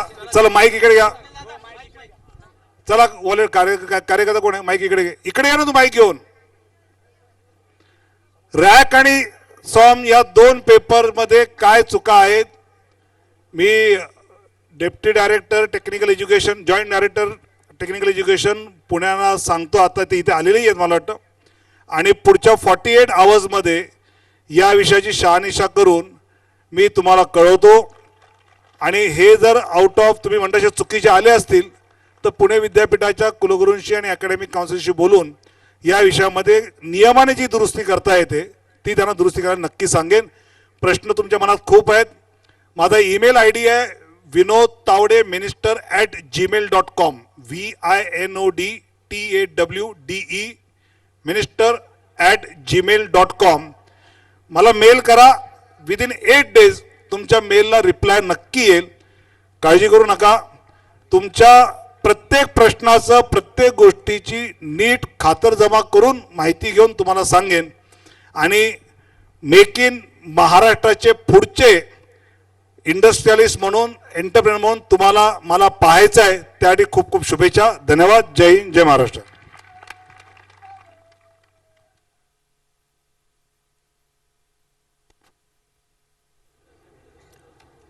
धन्यवाद विनोदजी. परिचयात ज्या वेळेस सांगितलं की अतिशय वेगवान निर्णय घेणारा शिक्षण मंत्री आणि सर्वसामान्य विद्यार्थ्यांमध्ये सहजपणे मिसळणारा शिक्षण मंत्री असं आज स्वरूप आपण प्रत्यक्ष अनुभवलंय माननीय विनोदजींचं. आणि विनोदजींनी आज या ठिकाणी ज्या काही गोष्टी सांगितल्या, ज्या काही घोषणा केल्या, त्याचं विद्यार्थी परिषदेच्या वतीने आम्ही मनपूर्वक अभिनंदन करतो. आणि नक्कीच MSBT आणि सृजन यांच्या माध्यमातून एक नवीन चांगला पायंडा या महाराष्ट्रामध्ये आम्ही नक्की पाडू की ज्यातून तंत्रशिक्षण घेणाऱ्या विद्यार्थ्यांना एक अजून नवीन व्यासपीठ आम्ही या निमित्ताने देण्याचा प्रयत्न. मी माननीय शिक्षण मंत्र्यांचं खूप खूप आभार. यानंतर विद्यार्थी परिषदेचे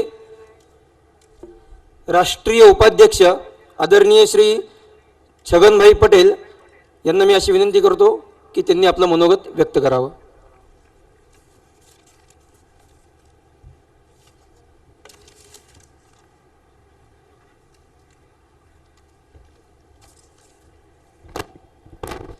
नमस्कार.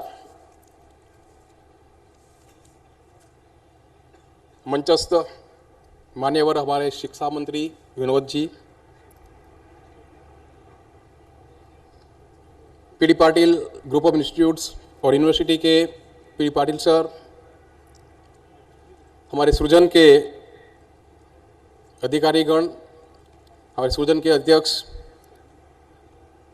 राम सर जी, नकुल जी, गजानन जी, विद्यार्थी परिषद के अधिकारीगण, सृजन के सब ट्रस्टीगण, शासकीय तौर से आए हुए टेक्निकल एजुकेशन डिपार्टमेंट के ऑफिस बियर्स, आमंत्रित महानुभाव, और जिसके लिए कार्यक्रम है और ये कार्यक्रम से जो माहौल है, ये कार्यक्रम में पार्टिसिपेट करने वाले सब भाई बहन को मैं नतमस्तक वंदन करता हूँ। सुबह में मैं आया अहमदाबाद से, अखिल भारतीय विद्यार्थी परिषद के केंद्रीय सचिव, केंद्रीय कार्यालय सचिव चतुष्भाई के साथ मैंने ये दौरा किया पूरा एग्जीबिशन का। बहुत कम प्रोजेक्ट को हमने देखा, फिर भी 2 घंटे हमारे इसमें निकल गए। ये प्रोजेक्ट में जो हमने देखा है, इतने बड़े आविष्कार की बात हम न करें, लेकिन इतने छोटे छोटे जो आविष्कार है, एक साइकिल के माध्यम से एक किसान को कैसे मदद की जाए, ये साइकिल के माध्यम से अपने घर से अपने खेत तक वो पहुंचता है, इसमें से कुछ पार्ट निकालकर बाकी कुछ पार्ट जोड़कर मल्टी फैसेट ये वर्क अपने खेतों में कर सकता है। वो पेस्टिसाइड का स्प्रे कर सकता है, प्लाऊ लगा सकता है, क्रॉप्स को कटिंग कर सकता है। ऐसे काफ़ी एग्जाम्पल्स हमने देखे हैं। आज हमारे छोटा छोटा आविष्कार एक सुथार को, एक लुहार को अपने छोटे छोटे जो शस्त्र अस्त्र है उसमें सुधार करके एफिकेसी बढ़ाए, तो उसका जो काम है एफिकेसी बहुत बढ़ती है और कम समय में काफ़ी कुछ काम वो कर सकते हैं। बड़ा मशीन बनाए तो क्या होता है, आज एक फैक्ट्री में 10 लोग 100 लोग काम करते हैं। अगर एक बड़ा मशीन ऑटोमाइजेशन होने के कारण इसमें से 90 या 70 या 50% लोग बेकार बन जाते हैं। इससे बेहतर है कि आपके छोटे छोटे प्रोग्राम, प्रोजेक्ट्स जिसको आप छोटा समझ रहे हैं वो छोटा नहीं है, बहुत बड़ा है, बहुत मायने रखता है। आज चिंचवड़, पिपरी चिंचवड़, जहाँ जाफरी बंधुओं की शहादत की भूमि है, ये जिला देखे तो जानता राजा छत्रपति शिवाजी की जन्मस्थली है। और ये चिंतरी पिंपल one of the largest industrial cities of the nation, ऐसे हम बोल सकते हैं। ऐसे क्षेत्र में अगर ऐसा कार्यक्रम होता है तो यहाँ बहुत पुष्टि मिलती है, एक अंदर से और भूमि से एक लगाव, एक प्रेरणा हमें मिलती है। मुझे लगता है ये प्रेरणा आपको और आगे ले जाएगी। PD Patil groups of institution ने जो सहयोग दिया है, अपने विद्यार्थी, अपने प्राध्यापक जो सहयोग में लगे हैं, यातायात में उसका सहयोग रहा है, वो भी एक प्रशंसनीय है। उसकी भी प्रशंसा हम जितनी भी करें इतनी कम है। जब समाचार पत्रों में, न्यूज़ पत्रों में हम पढ़ते हैं, मीडिया में पढ़ते हैं, इलेक्ट्रॉनिक्स मीडिया में पढ़ते हैं कि आंदोलन एंड एबीवीपी एंड आंदोलन एक पर्याय बन गया है। जब यहाँ आके देखते हैं कि साल भर में सेमिनार, वर्कशॉप, सिंपोजिया, पर्सनालिटी डेवलपमेंट कार्यक्रम, ग्रीष्म शिविर, ट्रैकिंग्स, ये न्यूज़पेपर में नहीं आता है, लेकिन ये प्रत्यक्ष ये माहौल में जब हम समय निकालते हैं तब तो पता चलता है कि एबीवीपी का एक दूसरा भी रूप है जो क्रिएटिव है, इनोवेटिव है, समाज के प्रश्नों का समाधानकारी है, राष्ट्र के प्रश्नों का समाधानकारी है। सिर्फ प्रोग्राम नहीं, प्रोजेक्ट्स है। ये यात्रा 1986 से शुरू हुई, सिर्फ 16 प्रोजेक्ट से शुरू हुई, आज 1000 प्रोजेक्ट तक पहुंची। जैसे बताया निकुल जी ने, एक कवट वृक्ष बनी, वो ऐसे नहीं बनी है। लगातार 27 ईयर्स की यात्रा के बाद ये 28वां ये प्रोजेक्ट जब हम देखते हैं, स्क्रूटनाइज करके 250 के आसपास प्रोजेक्ट यहाँ रखे गए हैं। बाकी का स्थान की मर्यादा के कारण हम नहीं ले पाए हैं, लेकिन इतने प्रोग्राम में भी डाइवर्सिटी जो हम देखें, विविधता देखें, तो बहुत बड़ी विविधता हम देखते हैं। आज कॉलेज और यूनिवर्सिटी ये कार्यक्रम करती है, प्रोग्राम करती है, लेकिन लगातार नहीं कर पाती। विद्यार्थी परिषद ने ये लगातार 28वां तक करके निरंतर प्रक्रिया को आगे बढ़ा के एक उत्कृष्ट कार्य किया है। कॉलेज यूनिवर्सिटी में जो कार्यक्रम होता है इनोवेशन रिसर्च का, तो generally PhD students, post doc students, PG student के जनरली होता है, और कभी कोई बार ग्रेजुएट के लिए तक मिलती है। डिप्लोमा के लिए तो रिसर्च के लिए कोई मेरे ख्याल से अवकाश नहीं है। तो ये प्रोग्राम की स्पष्ट से पहली विशेषता है कि कार्यक्रम डिप्लोमा स्टूडेंट के लिए हुआ और लगातार 10 साल सिर्फ डिप्लोमा के लिए चला और बाद में डिग्री के स्टूडेंट को इसमें जोड़ा गया। तो बस ये बहुत बड़ी विशेषता है, बहुत बड़ी उपलब्धि है। Engineering, polytechnic, agricultural sciences, general sciences के बच्चे एक साथ मिलकर ये कार्यक्रम करते हैं, एक ग्रुप में आकर एक दूसरे को प्रेरणा देते हैं, ये भी एक प्रशंसनीय बाबत है। दूसरी विशेषता मेरे ख्याल से मुझे जो लगती है, आज डिपेक्स के साथ एबीवीपी ने सृजन का जो ट्रस्ट का निर्माण किया है वो बहुत बड़े मायने रखता है। आज आपका प्रोजेक्ट सिलेक्ट हुआ, first prize, second prize, third prize मिला, लगता है कि ये प्रोजेक्ट इस समाज के प्रश्नों का, इंडस्ट्री के प्रश्नों का समाधान करेगा, लेकिन आप यहाँ से निकल गए, बाद में बात पूरी, उसको इंडस्ट्री के साथ कैसे जोड़ा जाए। तो इसलिए ये सृजन ट्रस्ट का जो आविष्कार है, सृजन का जो गठन है,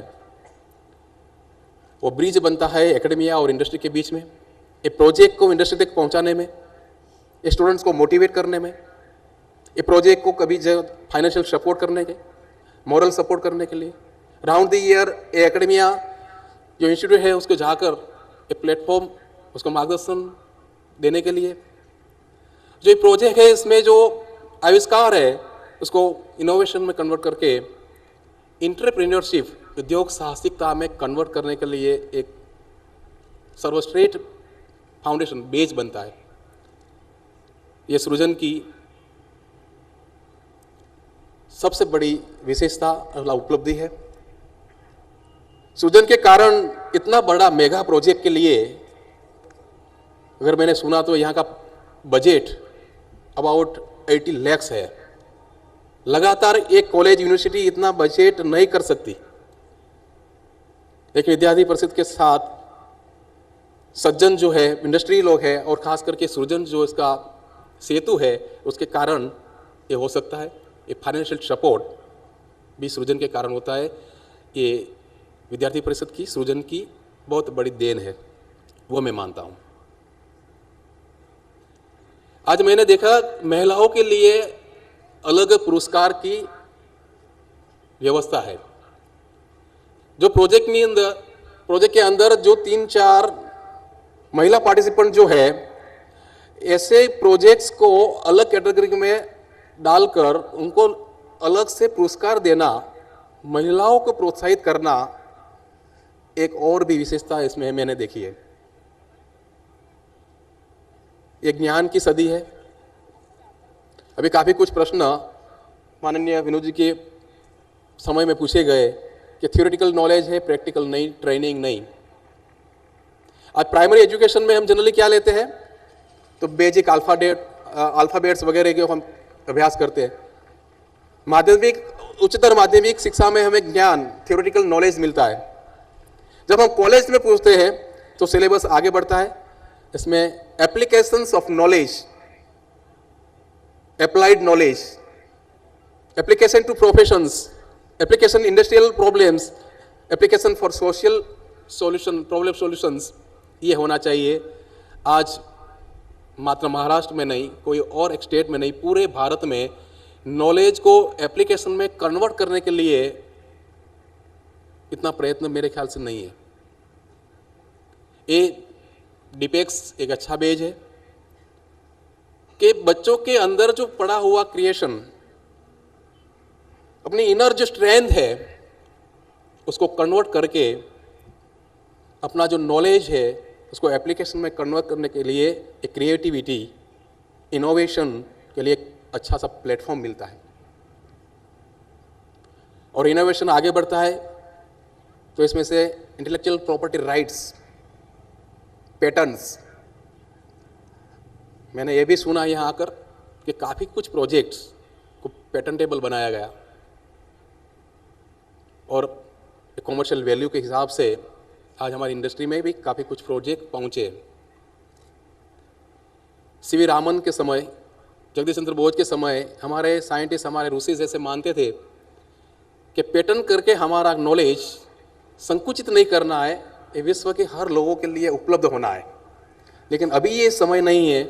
अभी पेटेंट करने से व्यक्तिगत या प्रोफेशनल आमदनी जरूर होती है, लेकिन एक राष्ट्रीय गौरव भी बढ़ता है। आज चाइना और अमेरिका में देखे द नंबर ऑफ पेटेंट्स की संख्या और बड़ी है। भारत को ये सोचने का समय है, आप लोगों को कर दिखाने का समय है। और हर चुनौतियाँ हर क्षेत्र में है, इंजीनियरिंग, टेक्नोलॉजी, एग्रीकल्चर साइंस, हर साइंस में कभी ऐसा अंत नहीं कि ये ज्ञान का अंत हो गया, अभी ज्ञान नहीं रहा। डेवलपमेंट इज एंडलेस प्रोसेस, जितना भी करो इतना कम है। आज मोबाइल, इसमें इतने इनोवेशंस फ्रिक्वेंटली आते हैं, शायद मेरे ख्याल से दूसरी कोई ये मैटर्स में, थिंग्स में नहीं आते, और आप उसको समझ सकते हैं। आज एंड्रॉयड का ये बनाने वाला, मैंने अभी एग्जीबिशन में देखा तो पहला ट्रायल बैच यहाँ हुआ था।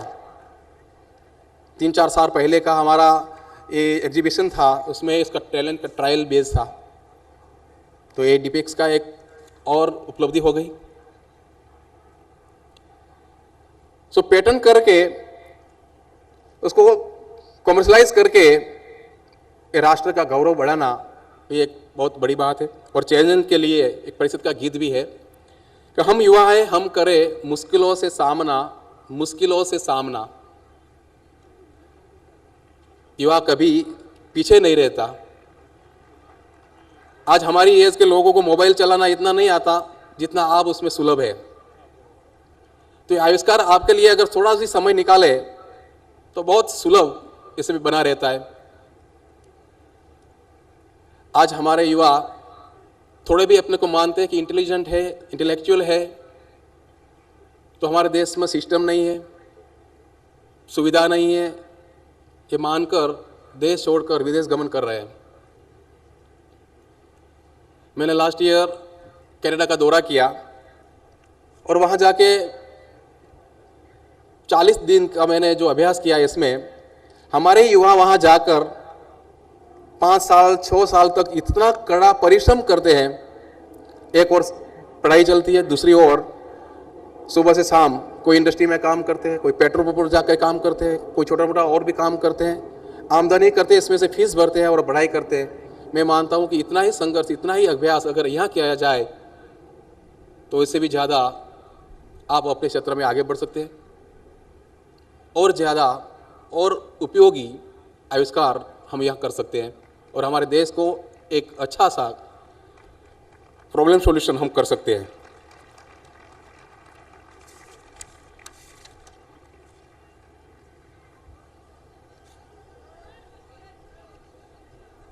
समय हुआ है, मैं जानता हूं, सुबह से आप आए हुए थके हुए होंगे, घर जाने की बस की इंतजाम हुई होगी। मैं समय जितना इतना आपको जो मान रहे इतना नहीं लूंगा। हमारे विनोद जी ने बताया कि पॉलिटेक्निक कॉलेज को हम बंद नहीं करेंगे, डिग्री के साथ उसको भी हम चलाएंगे। सेमेस्टर सिस्टम और ईयर सिस्टम के बारे में भी प्रश्नोत्तरी हुई। तो विद्यार्थी परिषद की तो ये मांग सालों से रही है, जब से ये सेमेस्टर सिस्टम लागू हुई है, इससे पहले से, कि ईयर पद्धति हमें होनी चाहिए। सर जी, हमारा भी आपसे निवेदन है, जब भी आपकी शिक्षा मंत्रियों की बैठक होती है नेशनल लेवल पर, आप सुझाव आप आगे रखें। ईयर पद्धति में बच्चों को पूर्ण समय मिलता है, सब जो पढ़े हुए थियरी है उसको आत्मसात करने का, डाइजेस्ट करने के लिए। साल भर में को एजुकेशनल एक्टिविटीज़ के कारण उसका ओवरऑल डेवलपमेंट भी होता है। तो ये भी एक हमारी विद्यार्थियों के साथ विद्यार्थी परिषद की मांग है कि उसको भी आगे बढ़ाया जाए।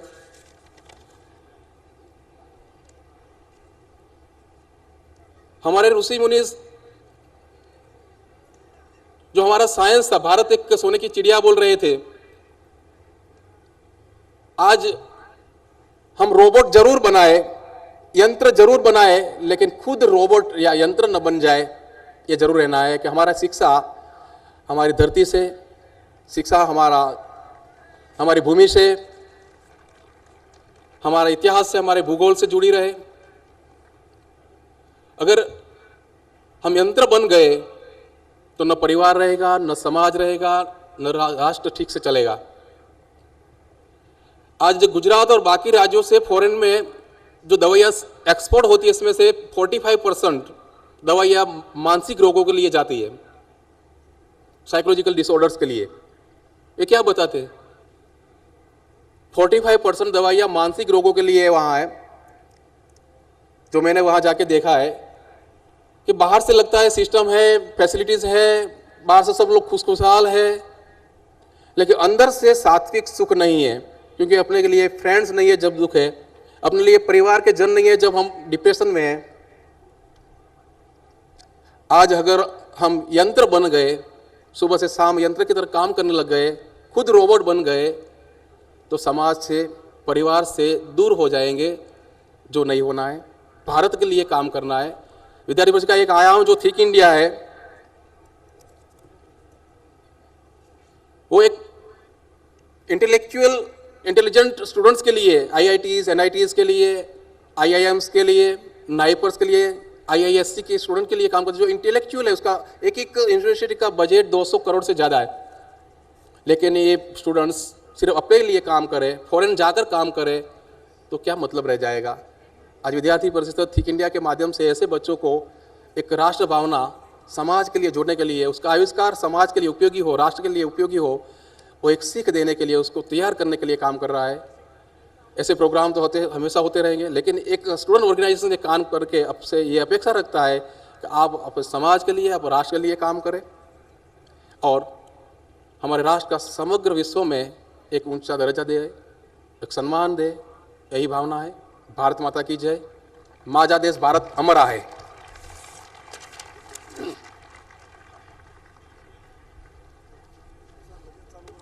येस, धन्यवाद छगनजी. आणि आता ज्या कार्यक्रमाची आपण अतिशय उत्कंठेने वाट पाहत आहोत, तो कार्यक्रम सुरू करायचा ना. कुठला कार्यक्रम आहे तो? Prize distribution.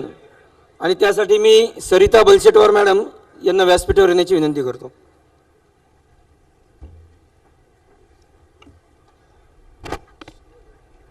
नमस्कार. अभियांत्रिकी आणि तांत्रिकी विषयातील शिक्षण घेणाऱ्या विद्यार्थ्यांना त्यांचे तंत्रज्ञान, सृजनशीलता आणि नवनिर्मितीचे हक्काचे व्यासपीठ म्हणजे डिपेक्स. ह्या डिपेक्स 2017मध्ये ज्या आतुरतेने आपण सर्व बक्षीस वितरणाच्या समारंभाची वाट पाहत आहात, तो क्षण आता आला आहे. पण तत्पूर्वी मला 2 गोष्टींची नमूद इथे करावीशी वाटते. पहिली गोष्ट, ह्या कार्यक्रमासाठी आपल्याला उद्योजक रतन टाटा यांनी शुभेच्छा दिलेल्या आहेत सर्व प्राइज विनर्सला. दुसरी गोष्ट अशी की डिपेक्समध्ये जे प्राइज विनर्स असणार आहेत त्या सर्व विद्यार्थ्यांना HRD मिनिस्टर प्रकाश जावडेकरांसोबत गेट टुगेदर करण्याचा चान्स मिळणार आहे. सो तसं प्रकाश जावडेकर सरांनी आपल्याला कमिट केलं आहे की सर्व विनर्स जे असतील डिपेक्समधील त्यांच्यासोबत पुढील काळामध्ये ते छोटंसं गेट टुगेदर घेणार आहेत. आता विनोद तावडे सर म्हणतायत की पार्टिसिपेंटचं सर्व त्यांच्यासोबत.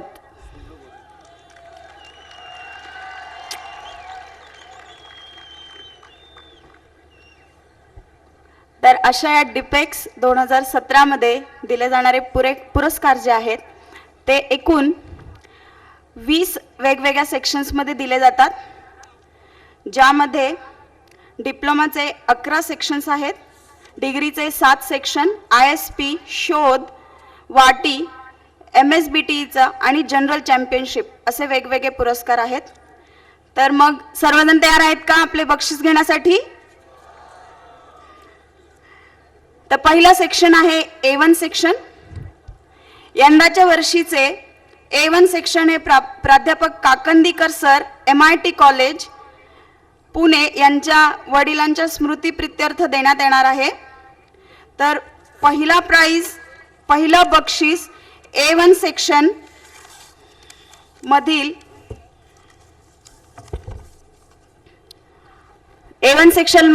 प्राइजेस सांगत आहे. A1 सेक्शन मधील प्राइजेस सांगत आहे. विद्यार्थ्यांनी तयार राहावेत.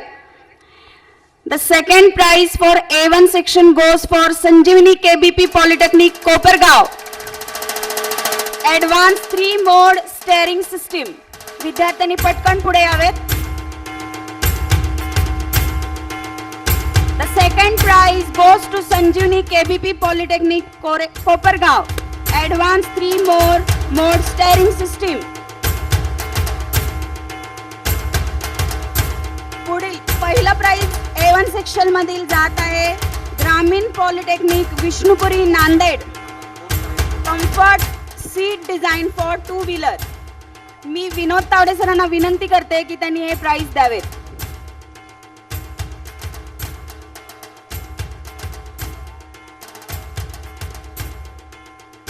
पुढचे प्राइज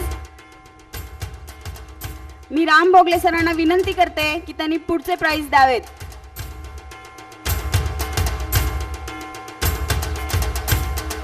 पुढील सेक्शन आहे A2 सेक्शन.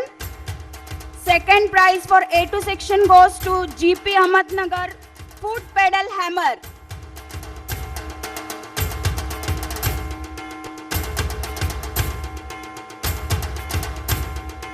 मी तावडे सरांना विनंती करते की त्यांनी हे प्राइज द्यावे. The first prize for A2 section goes to PVPIT Budhgaon advance tricycle for handicap.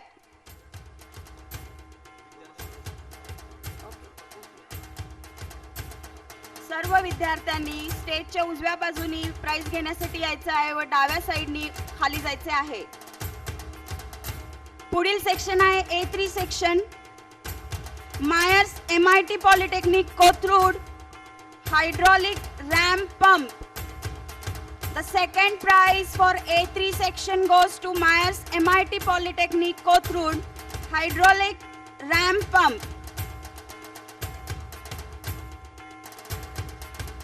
The first prize of A3 section goes to St. John College of Engineering and Management, Thermoelectric Server Plug.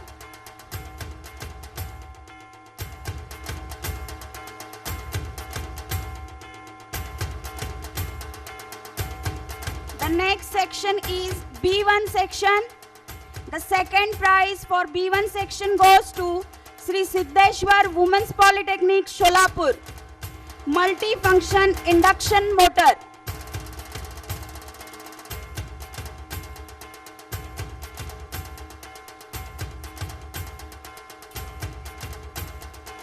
B1 prize, B1 sections, second prize is divided into two groups. The first group winner is Sri Siddheshwar Women's Polytechnic, Sholapur for multi-function induction motor.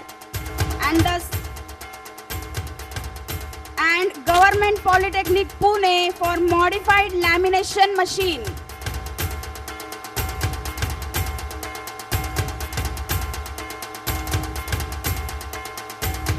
The second prize of B1 section is divided into Sri Siddheshwar Women's Polytechnic Solapur and Government Polytechnic Pune. The first prize of B1 section goes to Thakur Polytechnic, Spandan the robot. Next section is C1 section. The second prize for C1 section goes to Government Polytechnic Kolhapur wireless oscilloscope. The second prize of C1 section goes to Government Polytechnic Kolhapur wireless oscilloscope.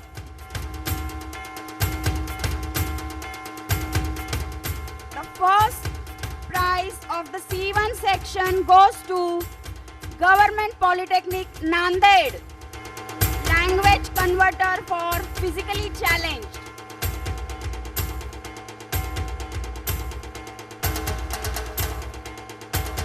पुढचा section आहे C2 section.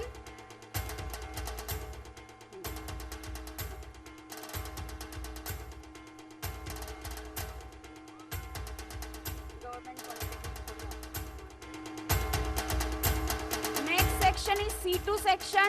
The second prize for C2 section goes to Government Polytechnic Ahmednagar.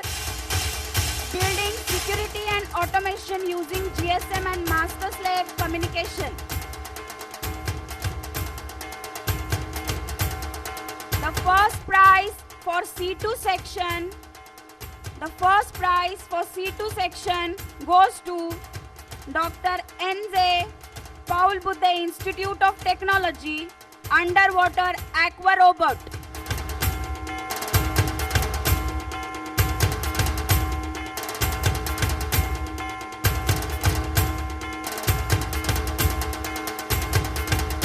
Next section is C3 section. The second prize for C3 section goes to Eklavya Shikshan Sanstha Polytechnic Pune. Event Management System.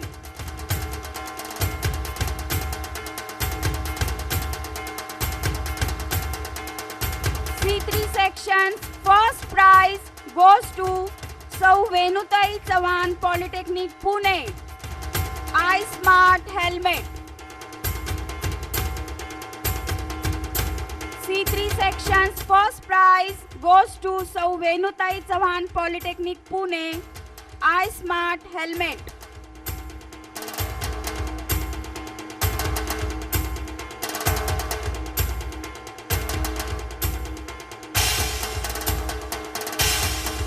Next section is D1 section. Second prize for the D1 section goes to Government Polytechnic Ahmednagar, Smart Green Beach.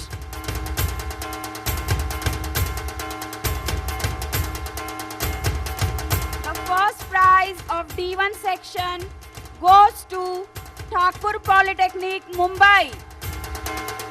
Earthquake resistant structure using voided slab system. Next section is E1 section. The second prize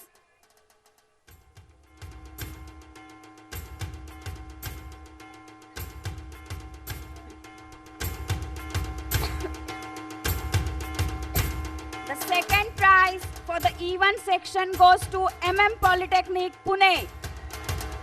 Experimental analysis of cotton seed oil and eucalyptus oil as an biodiesel on engine.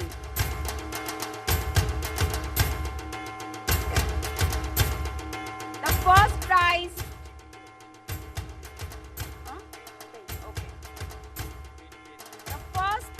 for the E1 section goes to GP Pen,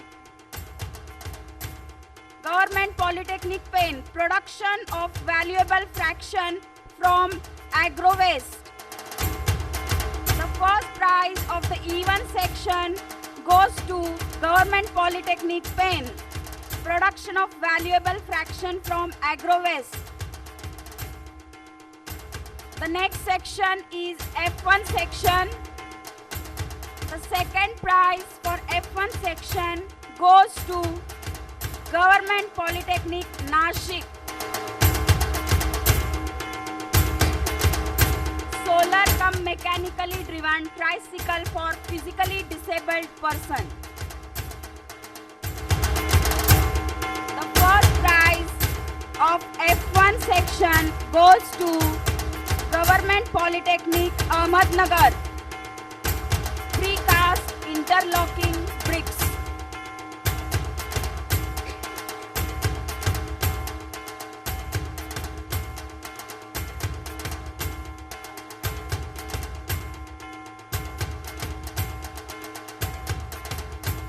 The next section is G1 section. Second prize for the G1 section goes to PVPIT Budgaon. Automation in ternary boiling process. The first prize of G1 section goes to Polytechnic Kandivali. 3-in-1 agriculture mechanism. The first prize of G1 section goes to Polytechnic Kandivali. 3-in-1 agriculture mechanism. पुढील section degree इंजिनिअरिंगचे असतील. पहिला section आहे S1. पहिला section आहे डिग्रीतील S1. The second prize for engineering S1 section goes to MIT Academy of Engineering. S1 section चे second prize जात आहे MIT Academy of Engineering Desiccant Assisted Air Conditioning.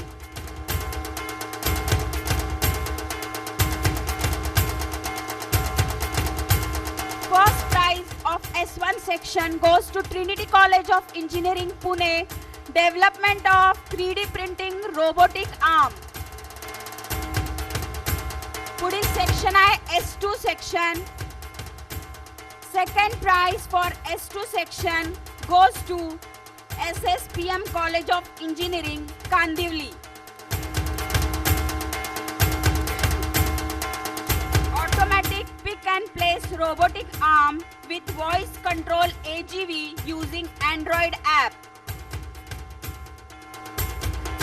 The first prize of S2 section goes to Anantrao Chauhan College of Engineering. Me PD Patil सरांना विनंती करते की त्यांनी हे prize द्यावे.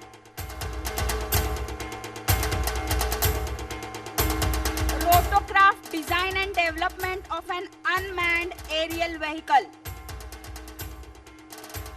पुढचा सेक्शन आहे S3 section. The second prize for S3 section goes to Pune Institute of Computer Technology. The second prize of S3 section goes to Pune Institute of Computer Technology, Expressive English Text to Speech Conversation System.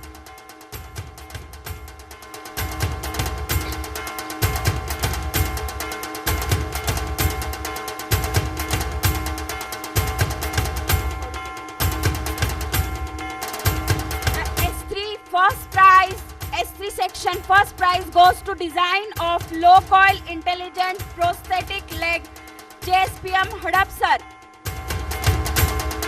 Next section S4 section.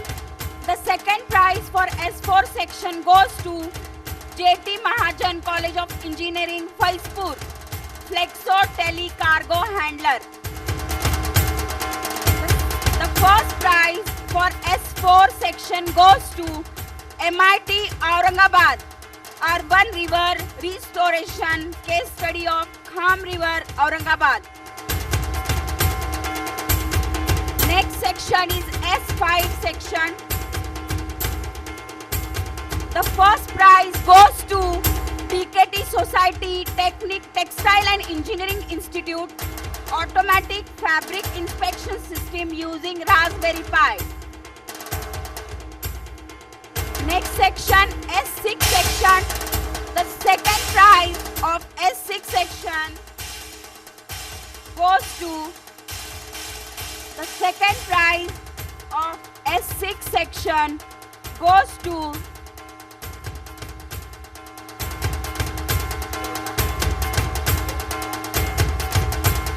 the second prize of S6 section goes to College of Agriculture. Manually operated brick wetting machine for non-woody biomass.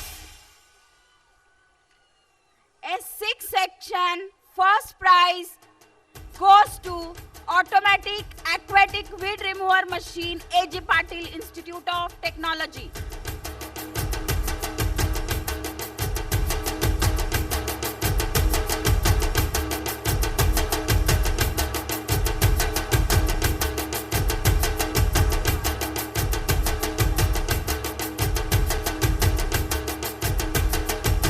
Next section is S7 section. The second prize for S7 section goes to RMD Siagat College of Engineering, Warze. Agricultural automation with disease monitoring system. The first prize of S7 section goes to SSBT College of Engineering, Bambori, Jalgaon. Krushak design and fabrication of multi-purpose agriculture equipment.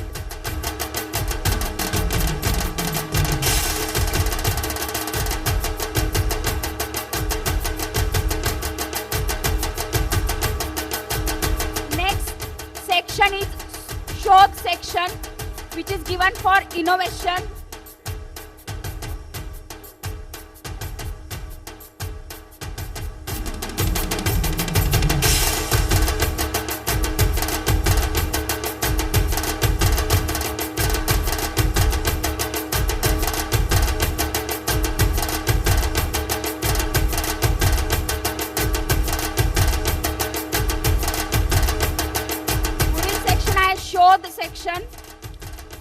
both section is given for innovation awards.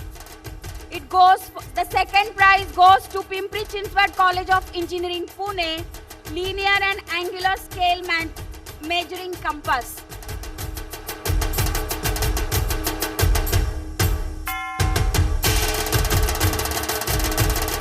Short section, first prize goes to Short section, first prize goes to Satara College of Engineering and Management, design and fabrication of chairless chair.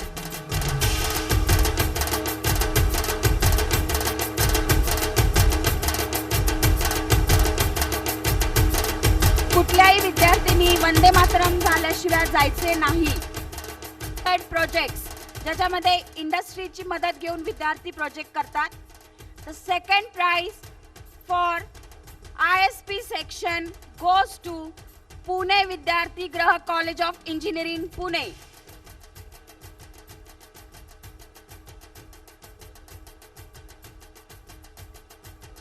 The second prize for ISP goes to Pune Vidyarthi Graha College of Engineering, Pune. Brushless doubly fed synchronous reluctance machine.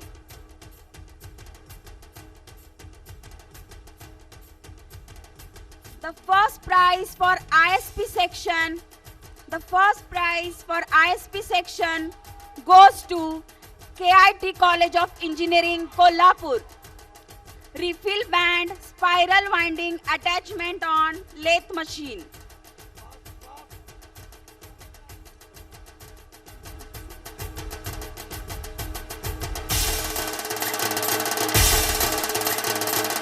Next section is Vati Award, Women's Award for Technical Education, Technical Innovation.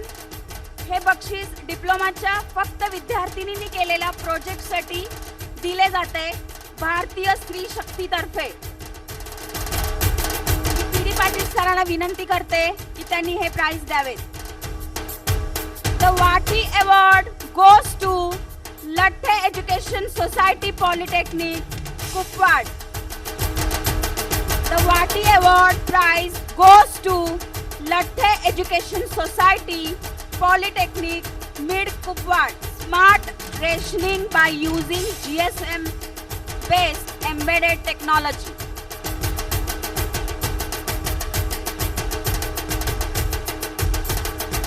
पुढील award आहेत MSBT तर्फे.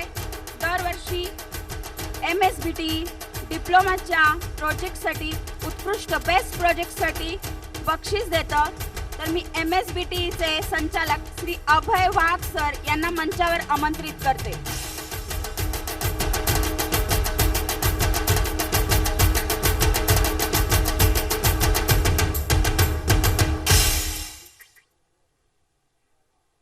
MSBT award हे यंदाच्या वर्षीचे award दोन प्रोजेक्टसाठी divide केलेले आहेत, दोन ग्रुप्ससाठी डिवाइड केलेले आहेत. त्यातील पहिला ग्रुप आहे PVPIT Budhgaon advance tricycle for handicap. हे बक्षीस 25,000चे असते. 12,500 प्रत्येकी मिळणार आहेत. दुसरा प्राइज शेअर करत आहे government polytechnic Pune modified lamination machine.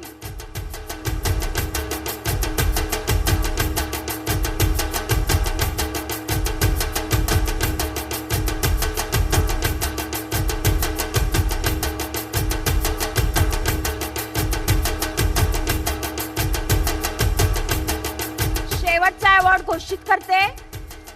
General championship award हे कॉलेजला दिले जाते व त्यासाठी प्रोजेक्ट क्वालिटी, स्टुडंट बिहेवियर, त्यांनी डिपेक्समधील सर्व सेक्शनमध्ये घेतलेला भाग ह्यावरून ठरवला जातो. तर यंदाचे जनरल चॅम्पियनशिप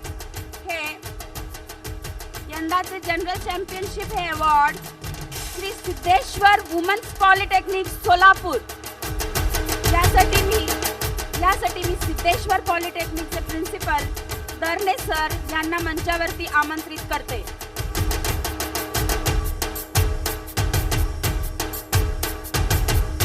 यंदाचे general championship award Shri Siddheshwar women's polytechnic Solapur यांना देण्यात येत आहे.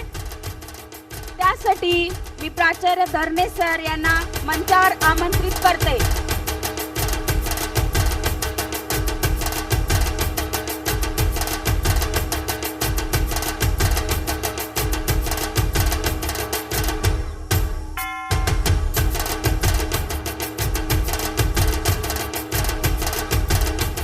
प्रत्येक सेक्शनला 2 प्राइजेस आहेत. पहिला प्राइज आहे 5,000चं, दुसरं प्राइज आहे 3,000चं. ह्याचे वाउचर्स जे आहेत ते कार्यालयामध्ये तुम्हाला उपलब्ध होतील. सर्व विद्यार्थ्यांनी प्राइज विनर्सनी तिथे संपर्क साधावा.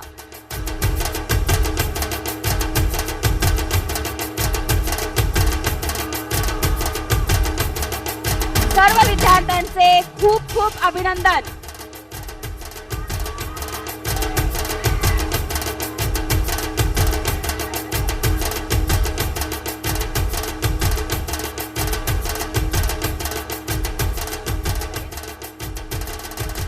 सर्व विद्यार्थ्यांनी इथेच थांबावे. वंदे मातरम होणार आहे. सर्व विद्यार्थ्यांनी इथेच थांबावे. वंदे मातरम होणार आहे.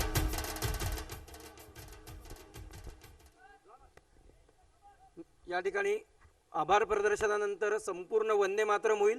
कोणीही विद्यार्थी आपल्या जागेवरनं उठणार नाहीये. वंदे मातरम झाल्यानंतर सर्व पार्टिसिपंट्सला त्यांच्या त्यांच्या सेक्शनमध्ये पार्टिसिपंट सर्टिफिकेट्स मिळतील. नकुल वाजे, आभार प्रदर्शन. नमस्कार. याच ठिकाणी बक्षीस वितरण समारंभ संपन्न झाला त्यावेळेस त्यासाठी आलेले सर्व प्रमुख मान्यवर यांचं मी आभार मानतो. तसेच जे नागरिक या भागातून आलेत, विद्यार्थी तसेच प्राध्यापक यांचे सर्वांचे मी आभार मानतो. धन्यवाद.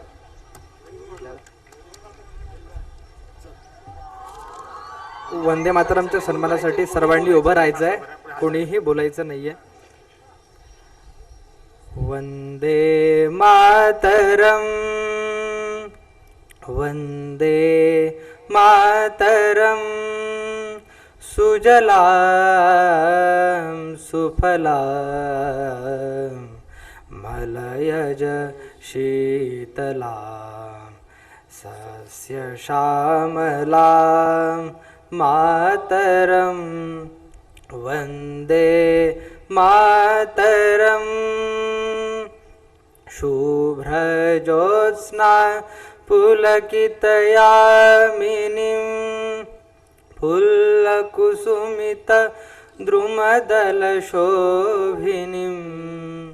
सुहासिनीं सुमधुरभाषिणीं सुखदां वरदां मातरं. वंदे मातरम. कोटि कोटि कंठ कल कल निनाद कराले, कोटि कोटि भुजैर्धृत खर करवाले. अबला के नुमा एतो भले बहुबलधारिणीं नमामि तारिणीं रिपुदलवारिणीं मातरं. वंदे मातरं. तुम्ही विद्या, तुम्ही धर्म, तुम्ही हृदि, तुम्ही मर्म, त्वं हि प्राणा शरीरे. बाहुते तुम्ही मा शक्ति, हृदये तुम्ही मा भक्ति. तो मारै प्रतिमा गडी मंदिरे, मंदिरे मातरम. वंदे मातरम. त्वं हि दुर्गा दश प्रहरण धारिणीं कमला कमलदल विहारिणी. वाणी विद्या दायिणी नमामि त्वां. नमामि कमलां अमलां अतुलां सुजलां सुफलां मातरं वन्दे मातरं श्यामलां सरलां सुस्मितां भूषितां धरणीं भरणीं मातरं वन्दे मातरं वन्दे मातरं वन्दे मातरं भारत माता की वंदे